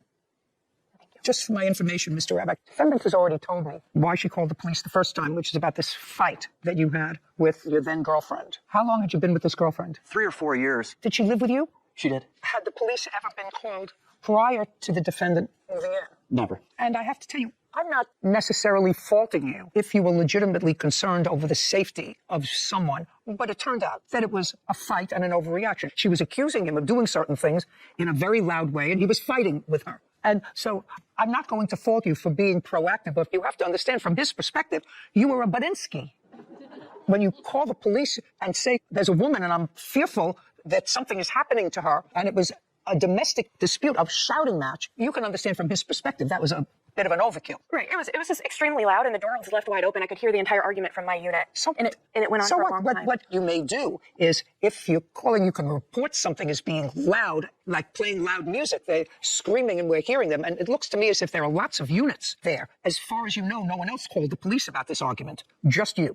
So you can understand from his perspective that that's a form of harassment. And you can understand that from his perspective, since he has a legal marijuana card that was issued a year before, and I'm not going to ask him why, because, you can say you have an ingrown toenail and get a medical marijuana card. But he was not doing anything illegal. And then you say that there were people coming in and out of his unit. Do you have any video of that? I do not. No. That was before I got the ring camera, before the harassment. What do you mean? So your concern was, and your reporting was, these are foreigners coming into his apartment, and the connotation was that he was a drug dealer. I saw one. That was the connotation, right? Yes. Yes. Douglas Auerbach is suing his neighbor, Rachel Capron, for lost wages, false charges, attorney fees, and harassment. Rachel is countersuing, claiming Douglas harassed her, causing emotional distress. And so what you're telling me, as soon as you got the ring camera, the people stopped coming? He went out of business? I didn't see people coming anymore. He hated the camera. And the one person that I saw show up at his house was knocking on his door. His old girlfriend had answered the door, and he was doing this, nodding out motion. And I was scared. I live, like you said, our doors are less than 20 feet apart from one another. And there's this guy outside his front door that is clearly impaired from something. Well, and needing him. Mind your business. If I have to go outside and let my dog outside, I should be able to do that without running into these foreign people that are coming to his home, or running into him, cussing me out, calling me every name under the sun. Madam, you have to understand, I'm going to tell you, and your mother is nodding and agreeing with you, he did not precipitate this hostility. I know that you feel as if he did, but he didn't. He was having a fight with his girlfriend. You called the police. According to you, he had people coming to his house. You have no proof of that, but they were foreign people. They made you uncomfortable. You called the police. After you called the police at least those 2 times, you wrote to the HOA asking for them to intercede on your behalf to tell him to move his cars out of the front of your building. You felt uncomfortable enough because evidently he's going to tell me that somebody from the pharmacy board came to his house as a result of complaints that you filed. And it could have cost him his license. It ultimately did not, but it could have. And you're telling me that after all of that, you think he should be a pleasant neighbor? Your Honor, what is that? Does she have to live like this? No, she should probably move closer to you. She should probably move closer to you. He's been living there well over a decade. He had no trouble. And he wasn't doing anything illegal, and he wasn't doing anything that necessitated police intervention, both of which your daughter sought. Do you understand? She didn't know he had a medical marijuana card. And I never fault people if they have a legitimate fear that somebody, man or woman, is being threatened. But what she heard was an argument. I heard an argument, and I was fearful of what was happening. Well, that's not his problem. That's your problem that you're fearful. What you actually told me that you heard was this woman with whom he had lived shouting at him that he was a predator and that he made up a false Facebook page. This is his domestic partner, that she evidently found out, according to the argument that you relayed, that he was doing something sub rosa that was sketchy. She didn't say, don't put the knife in my face, don't point the gun at me, stop chasing me. They were having a fight. So you have to understand, from his perspective, you started it, and he reacted by being crude. But despite the fact that your mother thinks you're in the right, you started harassing him for no legal reason. That's from his perspective. You had no legal reason to call the police on him the first 2 times, and I don't know how many times you called the police after that. So I think you're absolutely right. I think you should not have to be in a place where you feel uncomfortable walking out with your dog. He's not moving. He's lived there. And if you find his conduct reprehensible, as your mother does, and as actually I find being cursed at through, whether it's through a Ring camera or in person, I find that distasteful. It's not going to get any better. So you're a young woman. If you're truly unhappy, sell your apartment and move. I should not have to move because... No, he's not going to have to move. But why can't he leave me alone is my question. Just a second. He should leave you alone, and you should leave him alone. I agree. But you started it. I started Do it you because understand? I was scared. I live by myself, Your Honor. No. The first time you called the police, you weren't scared. Well, you weren't scared that you smelled marijuana in your apartment, that the windows were open. You came home from work and your apartment smelled for marijuana. You weren't mad. You were annoyed. That started it. You didn't have any trouble with him before. And then the foreign people who were coming to his door, that's a serious allegation. Serious. So do I think he behaved like a gentleman? No. Do I think that you overreacted to situations that caused him to have to hire a lawyer? The answer is absolutely yes.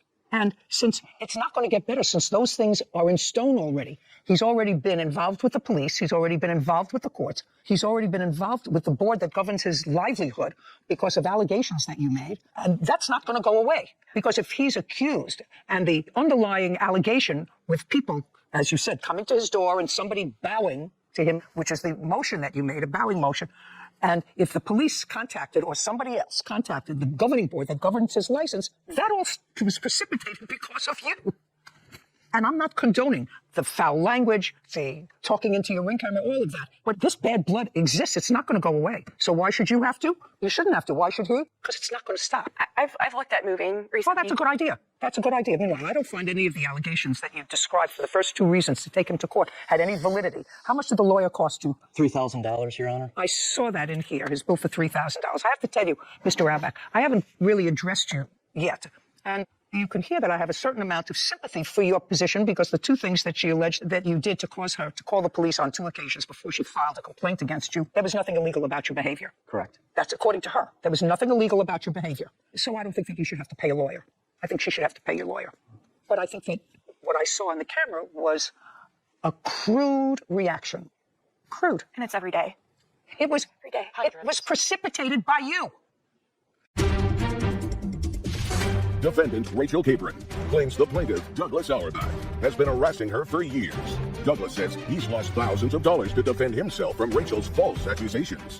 Now, it was precipitated by your actions. I'm telling him it's a crude reaction, all of which was precipitated by you for him doing nothing that was illegal or required police intervention. If somebody called the police on me and I wasn't doing anything wrong, and as a result of that, I had to hire a lawyer to defend me, I would be royally annoyed. I wouldn't use that kind of language. I would probably do something more vengeful. but I would do it so that it couldn't be traced back to me. But you and your mother both have to understand, while his reaction was certainly ungentlemanly, crude, and probably continues to be, it was precipitated by your actions. I have videos of him spitting on my door, hundreds of him spitting on my door. So when That's I a go lie. to walk, it's not a lie. I have It it is. all on video right now. I can't tell you that I approve of his crude conduct. I don't. But the first two allegations that you made against him that required him to go to court, it looks like, on at least 7 or 8 occasions, and hire a lawyer. I have a paper or two. I don't care. You started it. He had to go to court to defend himself against something that was not illegal. What do you want? Can I just ask one question, Judge? Sure.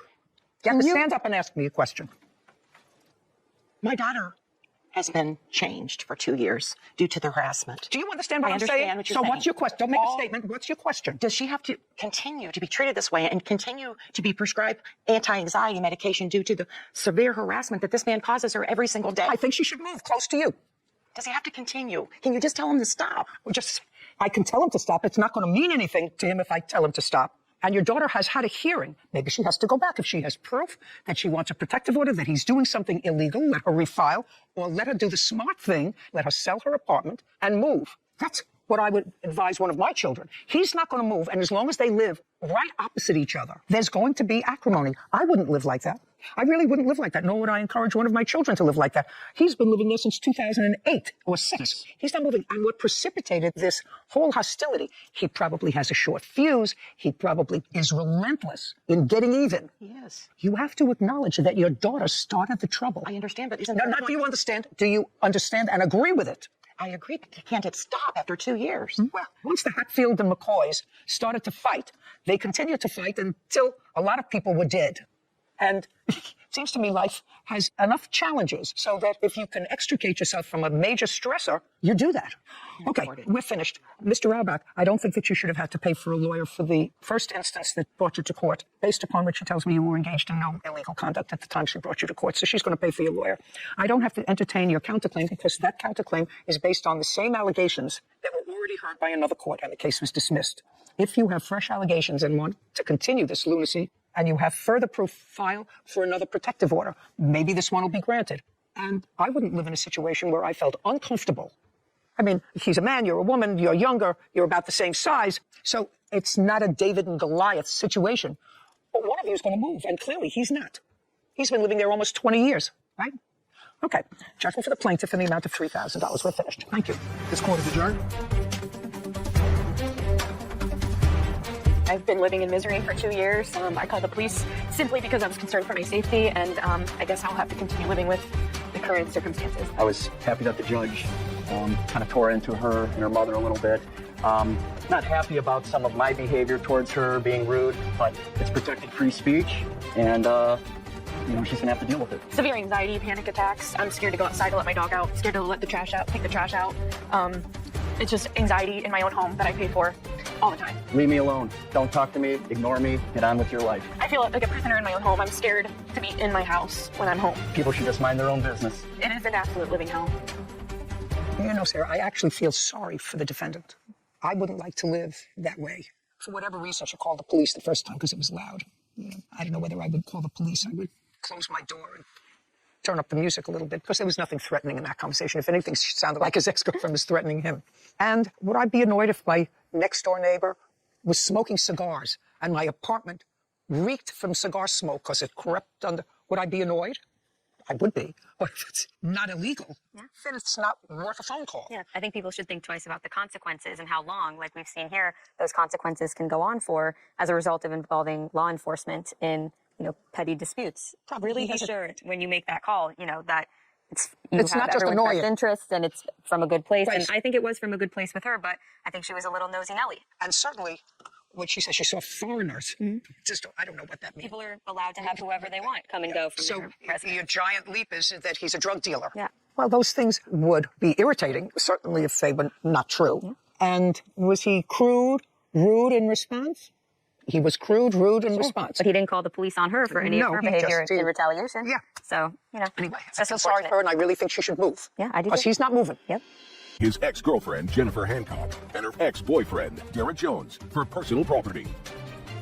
Court come to order. All rise. Have a seat, please.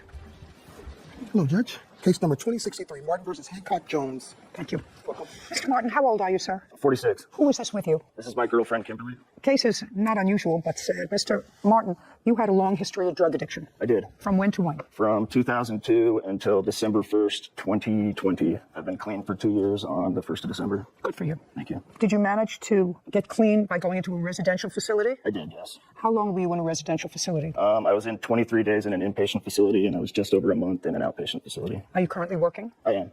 What kind of work do you do? I'm a production manager for a soap and bath bomb company. How long have you been working for them? A year yesterday. Are you in touch with your folks? I am. Back in their good graces? Yes, ma'am. There was a time when that wasn't true. Correct. This is what I gather this case is about. Miss Hancock was your girlfriend? Yes. For how long? We dated from November 2019 until April 2020. We separated for a few months and got back together in July 2020 and separated again in September 2020, so 7 months. And it would be a fair statement, sir, that the reasons that you separated on both instances is because you relapsed into using drugs. Yes. And it would also be a fair statement that the first time you left the house at the defendant's request, you were unsuccessful permanently from ridding yourself of addiction, but you thought you were okay and you asked her to take you back. Yes. And she did. Yes. And you would have to acknowledge to me that made her, A, a forgiving person, and someone who cared about you. Yes. I say all that to you because it's not my job today to exacerbate what appears to be a strained situation, which I assume from your papers has resulted in a final protective order in favor of Miss Hancock, keeping you away from her for how many years? Permanently. Forever. Yes. And that was after a criminal case was resolved, and that was a criminal stalking case. Yes. That was resolved, and it was resolved in her favor probably, and I don't know this for certain, probably with a plea from you. Yes. And when you enter a plea, the judge always asks you, you understand your right to have a trial, you have a right to examine witnesses, you have a right to call witnesses, and by making this admission, it is the same thing as a guilty verdict. Correct. Judge did tell you that. Yes. I assume. I mean, I remember making those statements many, many times a long, long time ago. I'm surprised I still remember any of it. And you're supposed to remain away from her. Yes. So the first question I have, well, I know why you're here. You're here because you say the last time she threw you out, and she threw you out not only because she found drugs that you were using again, but she had a fear that you were selling drugs out of the house, and she couldn't be involved with that, which is perfectly legitimate. You would have to acknowledge that. Absolutely. You'd also acknowledge, and I'm reading these papers sort of between the lines, your complaint, her answer, and the countersuit, that Miss Hancock had a child. Yes. A son. Yes. How old? 13 at the time. And uber impressionable age, and the fact that you were using drugs in the house, it really exposed him to something that a teenager shouldn't be exposed to because his mother has feelings for that person who's drug addicted. Yes. And I assume you had warm feelings at some point for this 15-year-old. Absolutely. At the time, your parents had asked you to leave the house. I was living with my parents at the time. Jennifer asked me to move into the house because Mr. Jones had placed a GPS tracker on her car, and she was concerned about her safety with him. So you were dating at the time? Yes, I was living with my parents before I moved in, yes. Okay. Was that a happy situation? At the time it was, yes. It didn't get difficult. Moved away from that. And when you moved in with Miss Hancock, according to you, you were not paying rent. Correct. You were, in fact, working. I was. And according to you, you were working, not paying rent, and buying certain things for the house in lieu of rent. That's what you say in your papers. Yes, I bought things for the house. Yes. Those were exactly the words that you swore to. You said, I also spent over $10,000 on things for her place in lieu of paying to live there. Correct. What things did you buy? I bought a dryer. Dryer? I put $1,200 into her son's Ford, fixing it. I bought... Okay, so you paid for some things for her son. What else did you buy for the house? We went to Costco several times and spent $1,000. Okay, so you went, just a second. I'm not interested in Costco several times. You know, you do use toilet paper, don't you? Absolutely. What else did you buy for the household? I bought a battery for a Ford car. I bought a Keurig. I bought a rug, towels. I paid for the vacations while we were together. I bought some home lights for the outside. Come on, keep going. What else did you buy? What else did you buy for the house? So far, we're not close to $10,000. That's all. Well, you swore to the fact that you spent $10,000, that you bought things for the house in lieu of rent. So far, you've given me maybe $2,500. Okay. And that includes a couple of trips to Costco. So I want to know, what else did you buy for the house? Did you buy televisions for the house? I bought televisions. Just a second. How many televisions did you buy? I bought two.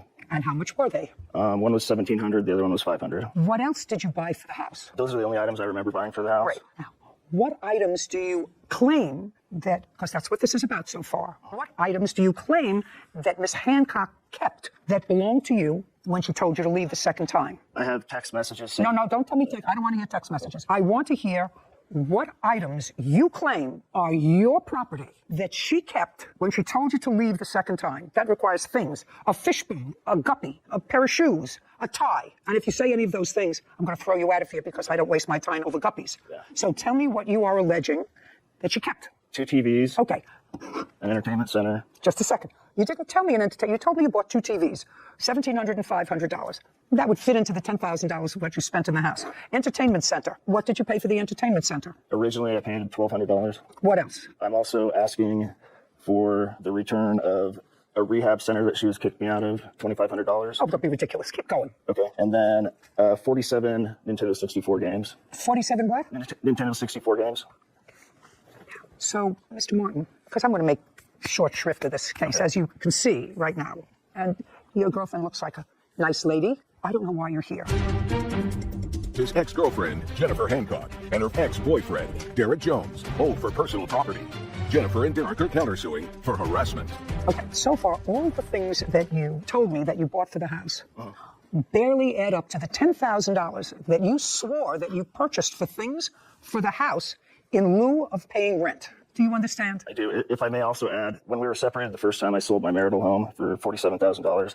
I cashed it at my bank and I put it into an account with her that I was an authorized user on. I did not get that money back because she removed my name from the account. So that money also went to purchase things while we were together that were for the house. I don't remember specifically what we bought. It was close to $20,000 that was returned. But Mr. Martin, I can understand that.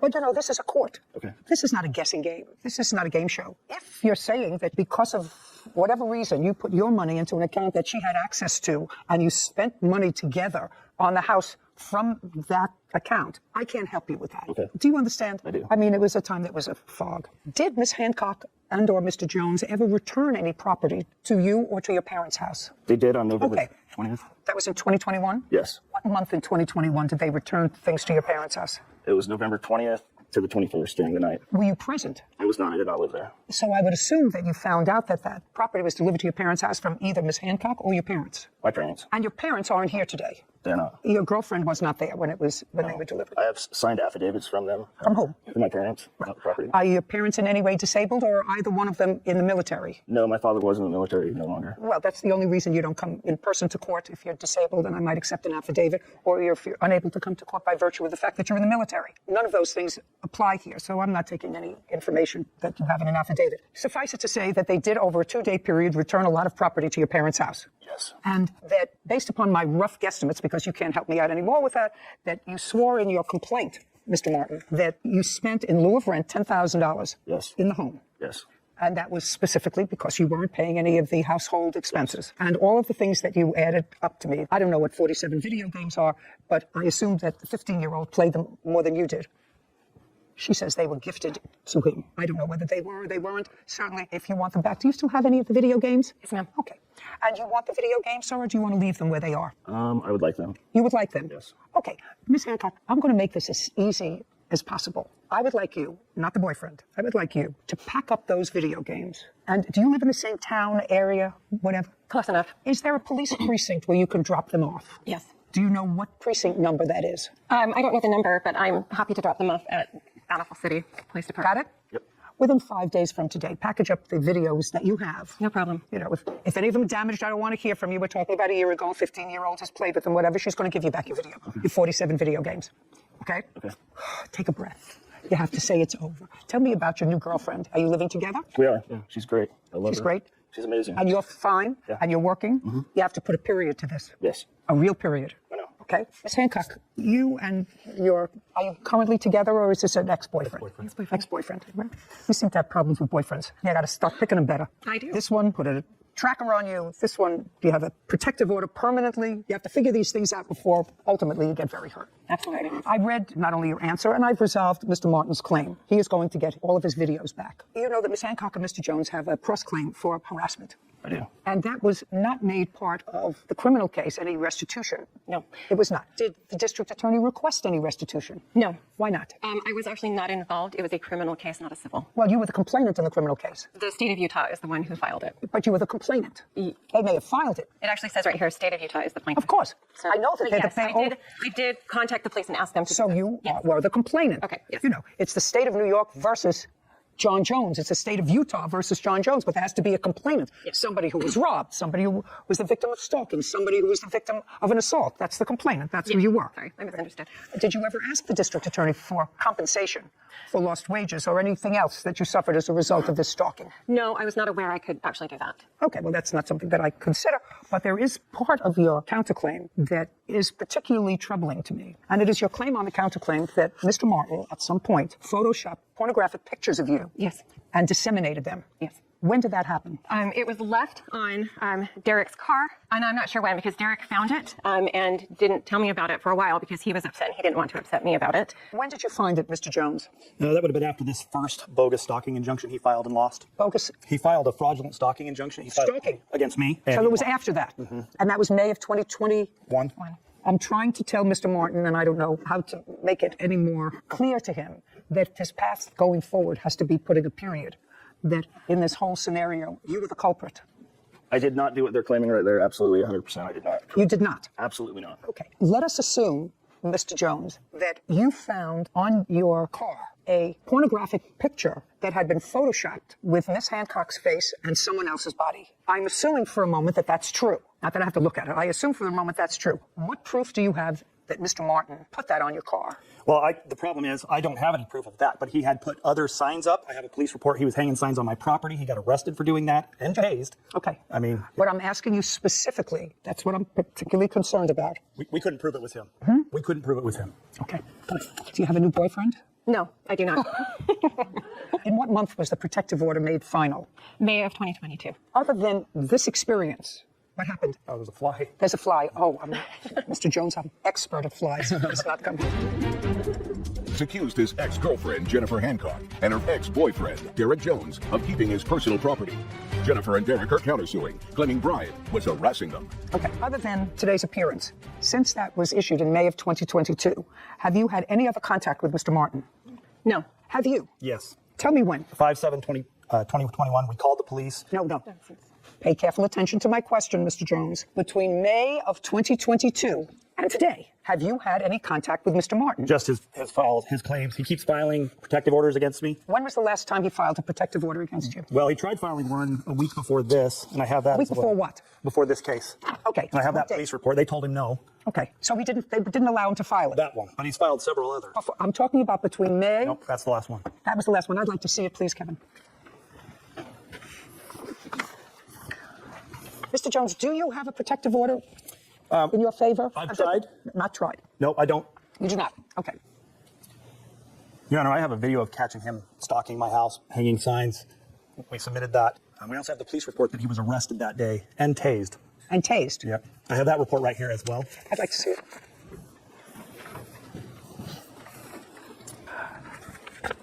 Mr. Jones, I'm going to go back to just May of 2020. Since May of 2020, have you had any contact with him? The answer is either yes or no. Yes. When? He's submitted letters to my family. He has emailed me. I'd like to see the letters he submitted to your family. These are some. He said there's more. These were cease and desist Just letters. 1 second. Just 1 second.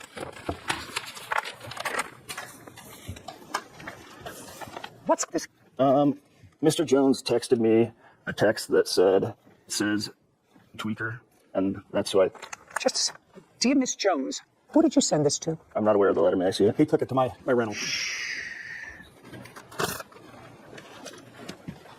What are you giving me? These are letters he submitted to my houses or my rentals when he was trying to find me. Just a second. This was in relation. Mr. Jones had a temporary stalking injunction in place against him on February 7th, 2021. On May 5th, 2021, he was served that stalking injunction, and that is when the incident with the Bountiful Police took place that you're reading right now. He showed up to where I was getting my oil change. In addition to that, he has sent Facebook messages to my girlfriend that she's. I'm going to tell you that. You see how calm you are? Not him. You understand that? Not him. Probably not him, but definitely not him. And I'm going to just suggest to both of you that neither one of you want any other legal action. You already have a lifetime protective order issued against you in favor of Miss Hancock. So I'm just telling you, I'd stay as far away from him, Mr. Martin, as I possibly could. Go a mile out of your way rather than go anywhere near where he is. That's fine. That's what I'm doing now. Mr. Jones, you have and I've been around here for a long time, these kinds of buildings for a long time, you have an attitude. I can tell you have an attitude. And things may have been bad historically, but you know your behavior wasn't perfect historically. You would agree with that with Miss Hancock, correct? Absolutely. You would agree with that. Okay. And you're not a baby. I mean, it's not as if you're 21 years old anymore. And if you have that within you to have bad behavior against another person, that's there. Either you have it or you don't. And what I'm suggesting to you is that this is not going to be a good outcome if this animus continues. She's not your girlfriend anymore. He's got a new girlfriend. You don't have anything to do with him anymore. Nothing. If you have to travel a mile out of your way to avoid going anywhere where he gets lunch, coffee, a Jiffy Lube, or anything else, I would suggest that you do it. I've done that. He keeps filing protective orders. Good. Well, he can do that. So can you. And what I'm suggesting is that it's not... Don't add fuel to this fire, madam. It's my job to try to temper it. If what you're going to do is to add fuel to this fire, then I think that it's really not a smart idea. Yeah. The plaintiff will get his 47 videos back within 5 days. They will be dropped off at the local police precinct. What? May I actually say there's only 21 that was ever given, so there's not 47. How many do you have? We have 19 of those games. Okay, 19. Yes. You have any other property that belongs to him? No. No. Okay, we're done here. 19. 5 days. Police precinct. This court is adjourned. I'm disappointed because I've dealt with this man for over 2 years. I'm just jealous of my awesomeness. I've moved on with my life. I have a new girlfriend, and I just want my things back. Whatever, I just want him out of my life. Santa Claus Jumper is time to move on. I never want to see him again. I never want to hear from him again. People spend so much time with negative energy. Oh, yes. Sarah, the one thing that you and all other single people out there can take away from this case is that women are supposed to be smart. And clearly, she had a nose for bad boys. Yeah. Because according to what we heard, the reason she invited him to come and live with her was because the different problem with a different co-defendant, right, co-defendant, Mr. Jones, was really stalking her. The same problem she had with the plaintiff. But stalking is an odd one. You have to be a little bit off to engage in stalking to really terrorize somebody. Especially to the level of legal action for stalking, because I know the standard for getting a restraining order, even a temporary one, is very high, the standard. There has to be some pretty serious stuff that the judge reads, and he pled guilty. But Mr. Jones also acknowledged that he had not treated her well. So it's always sad to me when perfectly reasonable women, sometimes because of their need to nest, will choose subpar mates. I think it's more important to hold on to your own energy than to allow it to seep into these negative wells that will just run you dry. You're absolutely right. Just remember it. Levi Shaw is suing his parents, Dovery and Nathan Celestine, for the repair costs of an 18-wheeler truck. Court come to order. All rise. Have a seat, please. Hello, Judge. How are you? Case number 2032, Shaw versus Celestine. Thank you. Welcome. Mr. Shaw, these are your parents, is that right? Yes, they are. How old are you? I'm 26. Just the very broad framework of this case. You're suing your parents for money that you put into a truck that belongs to them. Correct. And they are counterclaiming for money that they say you owe them for a balance of a dog they purchased for you. The truck that you fixed belonged to your parents. Yes, the agreement was... No, the truck that you fixed belonged to your parents. And what I gather is that you would come into some money. That's not an answer. Yes, ma'am. When did you come into that money? I never came into any money from them after I fixed Not from them. I didn't say from them, that you came into some money. Is not an answer. I'm sorry, yes, ma'am. I came into So I want you to, in October, you were not employed. I was employed. By whom?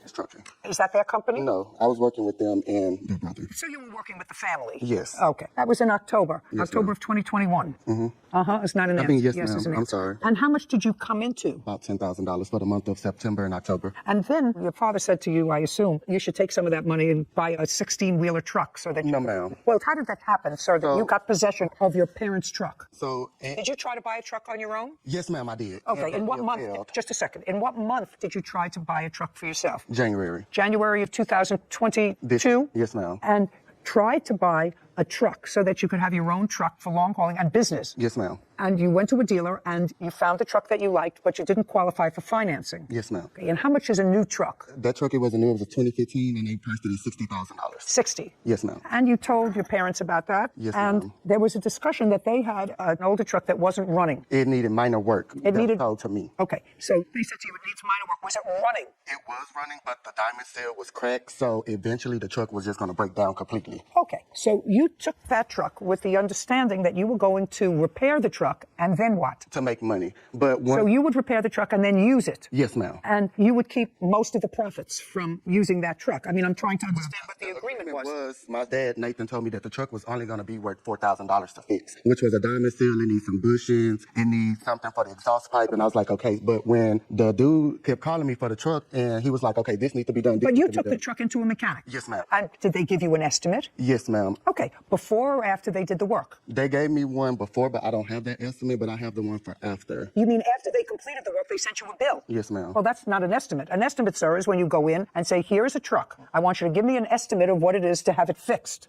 And they give you an estimate, and then you determine whether or not you want them to do any or all of that work, right? Yes, ma'am. Okay. I would never bring a truck into any mechanic or to any dealership mechanic and say, fix it. When they was calling me, telling me additional problems that was wrong, I would call them, which I have my phone records that show that I was also calling them once the dealership called me to fix the truck. Well, because some just a stuff second. on the truck wasn't able, like it needed a new gear, it needed new transmission was messed up on the truck. Just a second. All I want is what you're telling me that your father told you to go ahead and fix those things each time you got a call? Yes. Okay, so you would call him in, and your father would not say to you, well, how much is that to fix? Well, yeah, he was, but I had already had a settled amount that I told him that I was willing to spend, which was $10,000. Well, did you spend $10,000? The truck was actually over $10,000. I understand to fix it, but you actually spent $10,000. You actually spent the $10,000. $10,900 to be exact. To fix the truck. Yes, ma'am. And you have the truck. Yes, ma'am. And I think the truck was $13,000 to fix. Yes, ma'am. So you paid the additional $3,000. Yes, ma'am. Now the truck is running. Yes, ma'am. It's running. It was running before, young. But it's running now better because Yes, ma'am. there are Yes, ma'am. because using it. Just a second. I can only hear from one of you. He said the truck is in use. You said no. It's not used. Is the truck? No, young. I misunderstood what you said. I thought you was talking about the repair. You saying is the truck operable now? Yes, it's operable, but it's not on the road. It's not on the road? Who Yes, cares ma'am. if it's not on the road? Oh, yes, The ma'am. idea was he was supposed to fix the truck and supposed to be able to use the truck. Yes, ma'am. Is he able to use the truck? Yes, he's able to use the truck. Okay,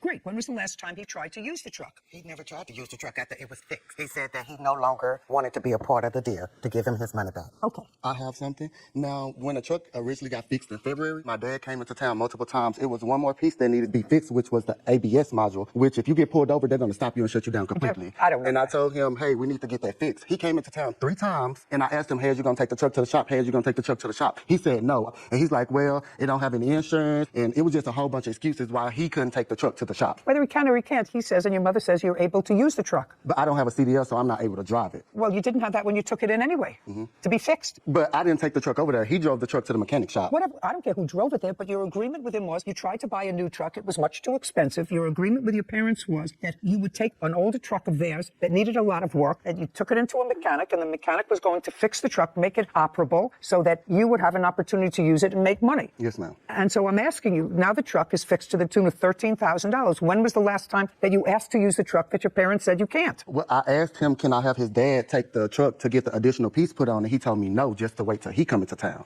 Okay. Shaw claims his parents, Avery and Nathan Celesti, owe for the repairs of an 18-wheeler truck. Levi's parents are countersuing for the balance of an English bulldog. Was the additional piece put on the truck that he's talking about? No, ma'am. It didn't actually need that addition. It was an ABS modulator, which on that particular model was a 1995 FLD Classic. On that particular model, you don't need that to reset the ABS light. All you need is a sensor that goes in the hub of the wheel. What I'm asking you is, your son said that you needed this one part. This is your business. Yes, ma'am. How much is that one part? This is a part that I never researched, so I can't tell you that. But according to him, Some perhaps, I didn't ask you anything. Perhaps you can tell me. The part was $900. That was returned back. It was never returned because they wouldn't let me return it because it's dealing with wires. So when I asked them, can I return it, they said no. And I had a text where I texted her and I said, hey, they will not let me return this piece. Return what piece? The ABS module. They So- will not let me return it because it's electrical, and they do not accept returns on electric pieces. So is what you're telling me that you bought this piece for $900? Yes, ma'am. Okay, and that it wasn't necessary. You didn't buy it from him. No, but I don't know if it was necessary, but what the mechanic told me. And what You can't tell me what the mechanic told you. Well, I'm just saying the mechanic. No, you can't tell me what the mechanic told you. All I'm telling you, Mr. Shaw, is you had an agreement with your parents to fix a truck and then to be able to use it. And I want to know whether they have ever denied you the right, because that was the contract that you made. You never made a contract with them that you would take the truck to the mechanic and they would pay for the repairs. You never made that contract with them. You want me to say that that was your contract with them. They said the truck is operable now and that you can use it. When do you want to use it? Well, if they're willing to let me use it, then I want to use it as soon as possible. Okay, and you can drive the truck. No, I was going to hire a driver. Okay, and the truck now is not on the road. Is that correct? That's correct. Yes, ma'am. Truck, That's right. no, That's right. That's right. the yeah, truck is that's not right. on the road. No, ma'am. It's is not. what you said, but operable. Yes, it's not operable. Okay, and after the agreement that your son was going to pay the money, fix the truck, and then be able to work at it so that he's getting some benefit from what he put into the truck. Yes, ma'am. Did you have I wanted to ask. I'm not looking at you. Okay. Did you have a discussion with him about how much of the time he would be able to utilize the truck, or was your agreement with him that he could use it at will? I gave him a specific time. Yes, ma'am. I'd like to hear what the specific times were. Specific time was. Let's make it up as we go. No, ma'am. I'm thinking straight to you. I'm gonna tell you just like it actually is. I gave him specifically, according to him, about 3 months when he probably needed it, to get himself together. But just a second, you mean he was going to spend $10,000 on fixing your truck and you were going to let him use it for 3 months? Well, Put as your long hand as down. he- I'm well, not talking to Well, you. as long as he needed it, I'm gonna put it that way. As long as he needed the truck. Okay. So now that's better. Yes, ma'am. So that he can use the truck whenever he needs it and he's going to get a driver. I just want to know because we're going to have to memorialize all this in an order. What do you want? We had a driver. My brother was the driver. I don't care whether your brother was the driver or not. That was not the agreement that your husband said he made with his son. Yes, ma'am. He says he made an agreement with him that if he paid to have it fixed, he could use the truck whenever he wanted to. That's what your father says. No, that is not. Okay, so when did you ask to use the truck? So in January, when I was getting the truck fixed, they told me $4,000. But as the mechanic kept calling me, adding on stuff, I said, "Hey, I'm not about to pay all this money, and y'all telling me I can just use it. If I'm about to put all my money into it, I want the truck." And my mom was like, "Okay, you can do that," because in January they didn't make any money. Just a second. So what you're telling me is what you said to your mother, I'm not going to put in all this money unless the truck belongs to me. Correct. Well, that's not unreasonable, Mr. Shaw. I can actually see that. You're spending $10,000 of your money and you want to be able to use the truck. And you want it to be able to not have it on a whim of somebody else. Yes, ma'am. How old is this truck? This truck is exactly 22 years old. How long have you owned it? I've owned it since I was 23 years old. Okay, so you've owned it since it was new. Yes, ma'am. Did you make a living from it? Yes, ma'am, I did. Good. Do you have other trucks now? Yes, ma'am, I do. How many others? Just one other. I'm not no big scale company. I just got one other truck. Yes, ma'am. Can I see the title to the truck, please? To the truck we're talking about? Yes. I don't have that title with me. Why not? I was under the impression that I didn't need to bring it. Okay, and according to you, the truck's not on the road now? No, ma'am, it's not on the road. Do you remember having a conversation with your son about I'm not going to spend all this money unless the truck is mine? Yes, ma'am, I do remember that Do conversation. you remember where it took place? He was driving and I was at home. So it was over the phone? Yes, ma'am. Remember what month that was? January. January of 2022. Correct. Tell me what you said to him and what he said to you. I told him, I totally understand what you're saying. I said, let me talk to your daddy and we'll see what we could do. But Great. As a parent, that sounds perfectly reasonable. And did you speak to your husband? yes, I did. Did the two of you own the truck? He owns the truck. It's in his name and Nathan's name. So you said, okay, that sounds okay. Let me talk to your daddy. You have to talk to the owner of the truck because now you're seeking to change the agreement. Do you understand? Yes, ma'am. Okay. And after you spoke to your mother, did you have a conversation with your father about the ownership of the truck? Yes, we did. And tell me when that was and what was discussed. It was in January as well, and when I told him that, he said he totally agreed with me that if I put in majority of the money, that I can have the truck. Okay. I want to tell you certain things sort of ring true to me. If I were a young person and spending all my money for a business, because this is the business that he was going to be in, he was going to hire a driver, he was going to take a certain amount of the profits. I could understand him saying to his parents, who now have a truck that they're not using because it's not on the road, I'm going to spend all my savings, it looks like, because the initial estimate was $4,000, but it kept going up and up and up and up and up. So if I'm going to spend all this, put your hand down, if I'm going to spend all this money, I'd like to own the truck. And in response to that, his mother said, and acknowledges that she said, it sounds right to me, I'm going to speak to your father. And according to you, you spoke to your father and your father said, sounds okay. Yes, ma'am. So you went ahead and spent the money. Yes, ma'am. Okay. Levi Shaw says his parents, Davary and Nathan Celesti, owe for the cost of repairs to an 18-wheeler truck. Levi's parents say he never used the truck, and it is still not fixed. I'd like to see the bills for the truck. Oh, I have it on my phone. Well, what is that? These was the bank statements because at first they was countersuing for insurance as well. So I was showing bank statements where I had sent them money. So No, I that's don't- what these was Yeah. for. But I have it on my phone, but I don't have it in the statements. Well, I need it. Here we go. Is that the one final invoice? Yes, ma'am. I'd like to see it. And it also I have at the bottom where it says it needs the ABS module. Your Honor, can I see that as well? Yes. So the entire amount is $13,000. $13,000 and some change. And your father paid $3,000. Yes, ma'am. This is not the correct invoice. What? Take a look at yours. The invoice that was sent to me by their email, which I can pull up their email as well. And it shows that it's paid on the back.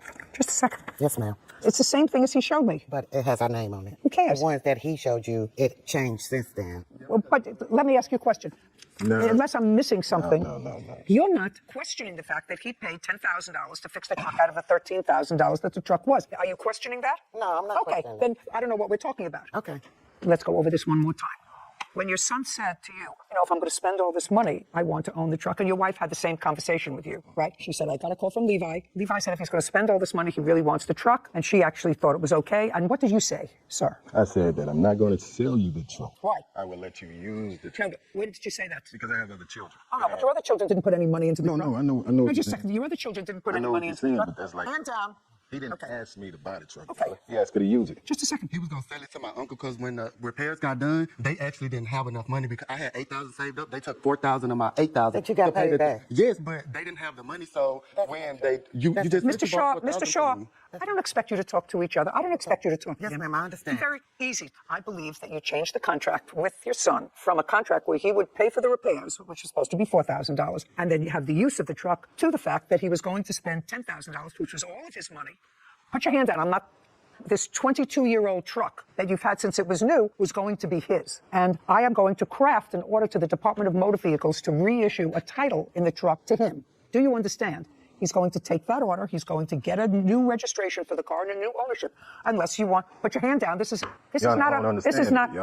I don't understand that. Well, I got other children. I got 5 other kids. Do you want me to say it's slower? And I say, what about the $3,500 that we put into it? You're absolutely right. Okay. But it wasn't $4,500. It was $3,500. 35. I'm sorry if you didn't hear me well. You are absolutely entitled to that. I believe you are entitled to that. He put in 10. That's his truck. I worked all my life with that truck. I don't care. I worked all my... He's not going to spend his $10,000. I made over $1 million with that truck. That's ridiculous. I want you to stop it.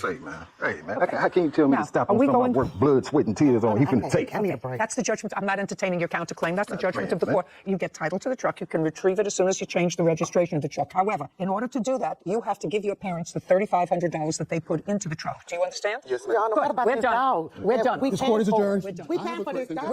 It's over. We paying for this dog and he's not giving us nothing. Let me explain something to you.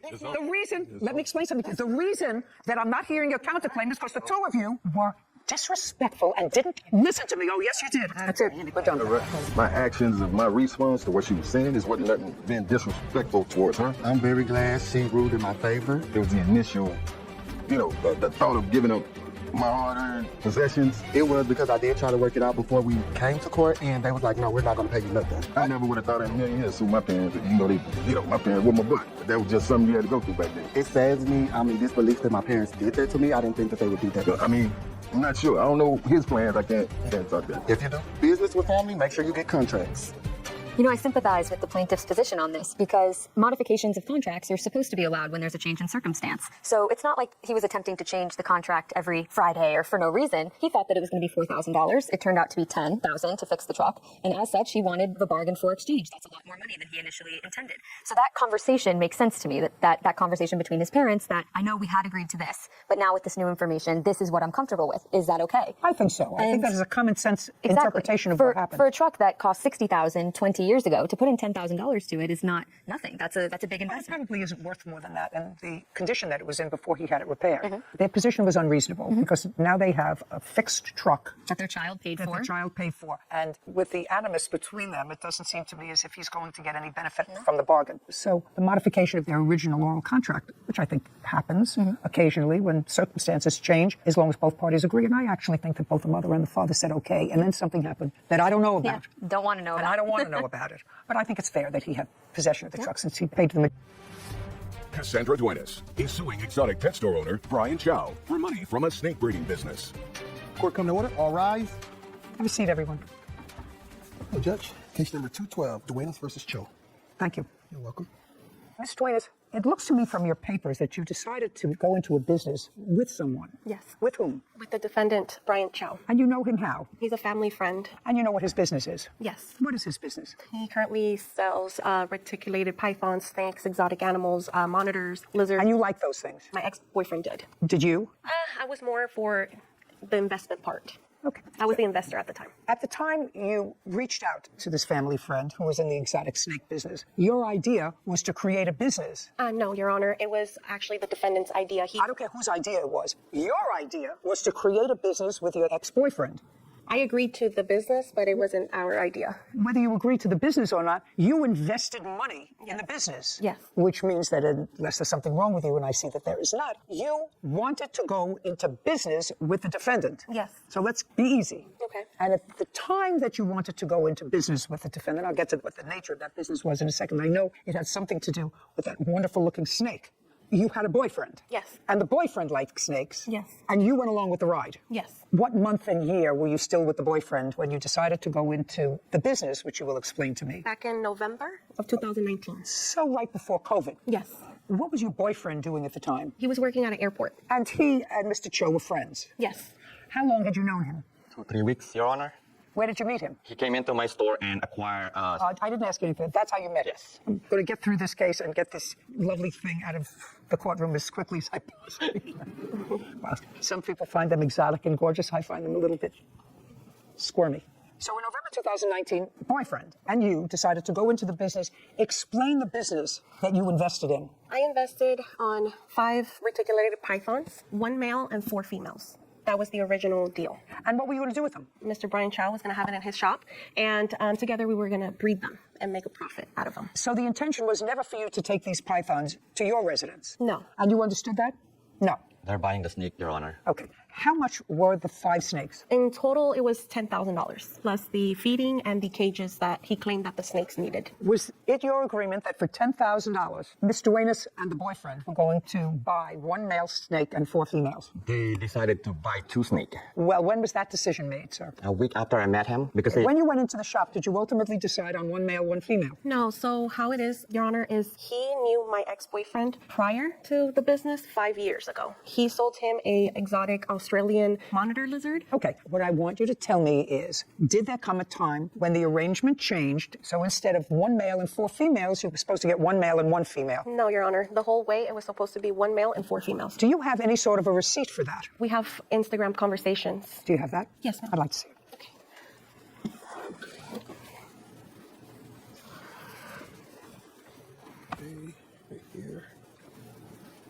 1 male, 4 females. The guy's asking $15,000 for all, and then he says, I'll drop it to 12. Then somebody, I don't have 12 now. I just spent a lot on my monitor. Let's go the rest.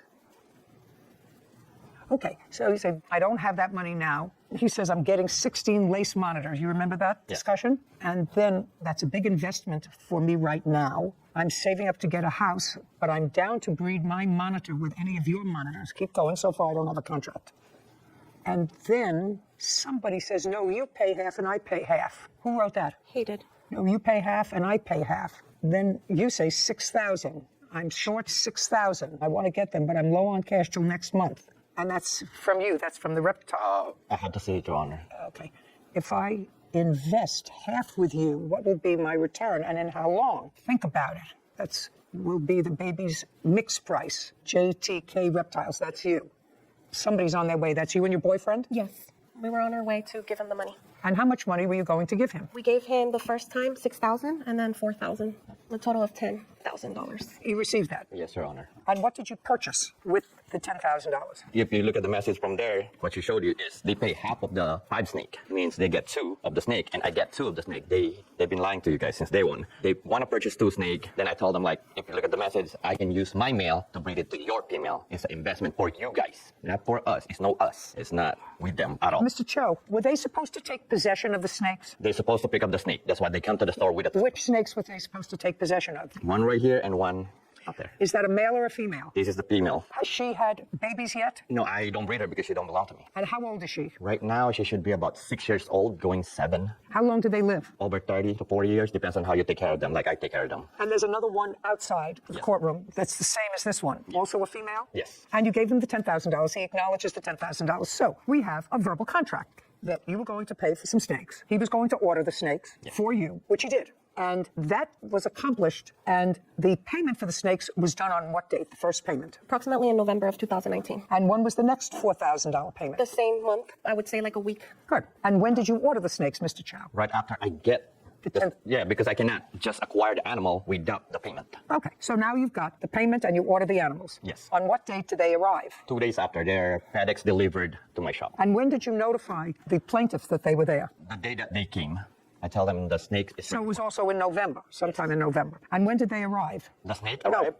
the plaintiff and the boyfriend. It arrived a week after I notify the boyfriend. Okay, now, Ms. Duenas, a week later you went to the shop. And what happened when you went to the shop? Now he's got $10,000 and he's got 2 snakes. I just want to clarify, Your Honor, that we even gave him money for the tanks because here in the conversations it says that he can't continue having them in tubs. So he needs us to give him money to invest to buy the tanks to house the snakes. So our original plan was for him to keep the snakes because he has the shop. We, at the time, lived in an apartment. He was well aware of this, and we couldn't have big snakes in our apartment. He says no, you say yes. I'm not sure how I can resolve that. I'm trying to simplify this contract. Cassandra Duenas claims exotic pet store owner Brian Chow owes her money for a snake breeding business.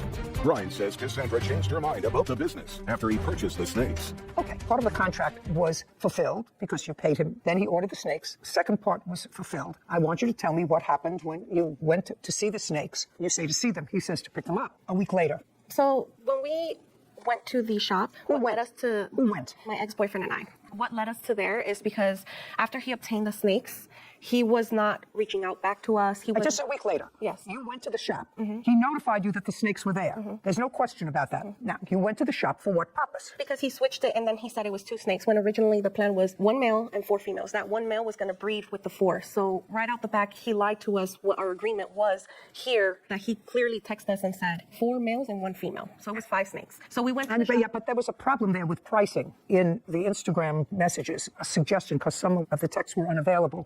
He said originally they were $15,000. And then there was some discussion of $12,000. And then there was some discussion of $6,000. He says he'll pay half and you pay half. And there, I can imagine that there was some sort of an agreement for you to keep the snakes if you were going to pay half. You were always supposed to give them the snakes. Why did you pay half? Then they get the 2 of the snake, and I get the 2 of the other snake. It's 5 of them. And the one that we're gonna pretty much, they can have it if they want it, or I can use it when I need it. You mean the male? Yes. So that was the business. Anyway, you went there, and what happened? So I went in recording. My ex-boyfriend told me, hey, record. Don't tell me what your ex-boyfriend told you. Okay. Just tell me you went in, and what happened? We went in there and we asked him, hey, we agreed on 5 snakes. Now you switched up and you said now it's 2 snakes. First you told us it was 15,000, then 12,000. You were playing games with us the whole time. And at this point, after a week later that he said that he got the snakes, then he told us it was 2 snakes. At that point, we were upset because we had planned and we had counted with 5 snakes. That's why we gave him that ridiculous amount of money. And basically, we didn't want nothing else to do with him. We wanted our money back. And that's what we went for, money back. Just a second. So you walked in wanting your money back? Yes. Okay. Do you have any text messages, Instagram messages, suggesting that before you got there, you had said to him, we changed our mind, we don't want to be in business with you, we want our money back? No. Nothing? No. He wasn't reaching out. Sorry, Your Honor. He wasn't reaching out to us. He was sending him video calls. He was calling him through text message, my ex-boyfriend. I don't care. You paid the money. He got snakes. The question is, you think there's supposed to be more than 2? He says 2. More money. So the ultimate agreement was for 2. So what happened when you went there? You're there with your boyfriend. Yes. And you say, I want my money back. And he says, I don't have the money here. I have 2 snakes here. Are you telling me that he didn't call you and say your snakes are in? Is that what you're suggesting? Do you have an invoice for these snakes, Mr. Chow? Yes, Your Honor. I'd like to see the invoice for the snakes. By the way, your boyfriend has other of these exotic creatures, is that right? The people that I get them. What kind of exotic creatures does he have? One that he sold him, an Australian water monitor from the Philippines. And? He has 2 rhino iguanas, a pair. He has a, I don't know the name, but it changes colors. Mr. Chow? Yes. This is a wire transfer May 24th, 2018, and the date of this wire transfer is August of 2018. And those are for the lace monitor that the... Are these lace monitors? Yes. Sorry, Your Honor, these are not lace monitors. These are reticulated pythons. These are not monitors. Monitors are lizards. These are snakes. Lace monitored bell face. Yes, Your Honor. Well, that's not that. No, Your Honor. Well, these are useless. Yes, but that's connected to the rest of what they did. What does it have to do with these 2 snakes? What I want to see is when you purchased these 2 snakes. I don't have it, Your Honor. Well, get it. What do you mean you don't have it? I left it at home. I'm so sorry. What would you bring these for? Those are the time that they both got arrested when they went to my shop. Yeah, but you now have those back, right? Yes. You have those back. So if you had to take documents, why didn't you take the documents for the snakes in question? The lace monitor lizards aren't in question. You have them back. They may have taken them. They were arrested and you finally got them back. So I don't understand that. I just mistaken grabbed the wrong paper. Well, Mr. Chow, do you deal with these people regularly, that you buy snakes from them regularly? Not really. It depends on the size of the animal and depends what kind of animal. Well, you have the date of purchase someplace, Mr. Chow, and I don't want you to waste my time. Yeah, I'm so sorry. That's why I just said I don't have it, Your Honor. Did they purchase that kind of snake? Yes, Your Honor. Is that correct? It was 5 snakes, Your Honor. Don't give me 5. That type of snake. Oh, yes, the reticulated python, yes. And the one that's outside is the same, correct? Yes. And you did not purchase baby snakes. No. You wanted full-grown snakes because they were a business. You wanted them able to be breeding. Okay. Should have brought the paperwork. And you went in there that day in November because you had changed your mind. Yes, and on top, yes. Because you had changed your mind. Yes. That's the answer. You had changed your mind. You can give me a whole bunch of excuses, and you told him you changed your mind, you want your money back. And he said no, because I ordered the snakes, and I got them in, and they're yours. Contract is completed. I'm merely holding your property. And then there was a kerfuffle. And tell me about the kerfuffle. The issue was that it was going back to what I was saying is then we asked him as well, can we have like receipt? How much did you really pay for them? No, that's not your business. That's not your business, how much you really paid for them. He made a deal. You paid him. If he got them for $2,000 and you paid him $10,000, that's nothing. The kerfuffle, let's draw this down to its most simple English. You wanted your money back, and you wanted to cancel this contract. Yes, it's just when we arrived, those weren't the snakes that we ordered. These were the breed of it, is the ones that he was putting here on Instagram, which I have, which is not those. So we ordered something and we got something else. So is what you're telling me, you went there to pick up your, because now it's changed. You went there to pick up your snakes. When you got there, they turned out to be a different breed. It's like the pythons, right? They're pythons, but it was a different kind of python. Now you're telling me because it was a different python, you wanted your money back. Yes, because it wasn't what we paid for. It's like we paid for a Ferrari and we got a Toyota, basically. It's basically what... You know nothing about pythons, so you're taking your cues from your boyfriend because that's his strong suit. Is it yours as well? No, I'm just the investor. Right. So your boyfriend had a conversation with him and said, those aren't the snakes that I ordered. Yes. Okay. And I want my money back. Yes. And you said you recorded all this. Yes. I'd like to see it. Cassandra Duenas is accusing exotic pet store owner Brian Chow of wrongfully keeping money for a snake breeding business. Brian says he fulfilled their agreement and claims Cassandra stole property from his store. And you said you recorded all this. Yes. I'd like to see it. Okay. You just press play. Right here, and then you press that. Yes. Okay. You guys just want to do the money back? Yeah. The 10,180 in total, and then money on top of that for lending me the money. I didn't see that coming. Yeah, because we didn't see this coming. You just kept on giving us a runaround. Oh, no, what? About the mail. Remember that? No, that's why I'm waiting for the mail to be delivered. I don't have the mail.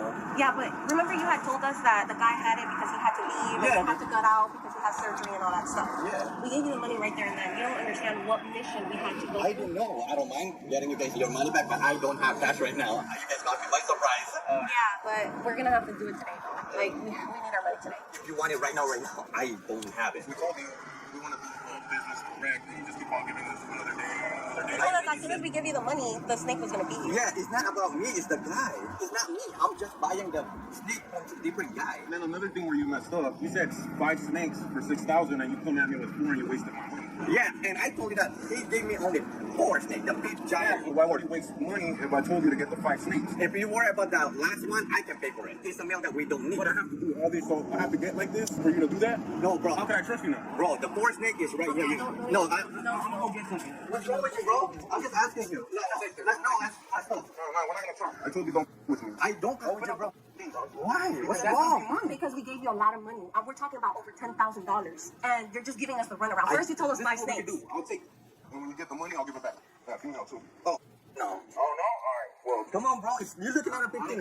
I told you don't play with me. I don't play with you. You don't even have the money right now. Come on, man. I got the money. I'm trying to talk to you. You're only talking because we gave you the money right here and then. That's unprofessional. You're trying to scam us, and you don't do that to people like that. How did I scam you? You're telling me that you don't have the money. I have half of the money because I'm waiting for the snake. Bro, you guys gonna get arrested. There's no arrested. We're just getting what you took from us. $10,000. I'm trying to talk to you. We tried to talk to you. You're telling us you're gonna have the money. I have everything in video. I don't care. You can record me. Bro. You don't play with people's money. You can call me whatever you want. $15,000. This is $15,000. We don't care. Can you call a copy, please? No. Watch out. Come back with. I told you don't play with my money. What are you doing? What do you mean? You owe me money. You I don't care. Get out. Get out. Get out. Get out. Get out. Get out. He owes us money. He owes us money. He owes us money. They're gonna deal with it. Now I'll play that video, please.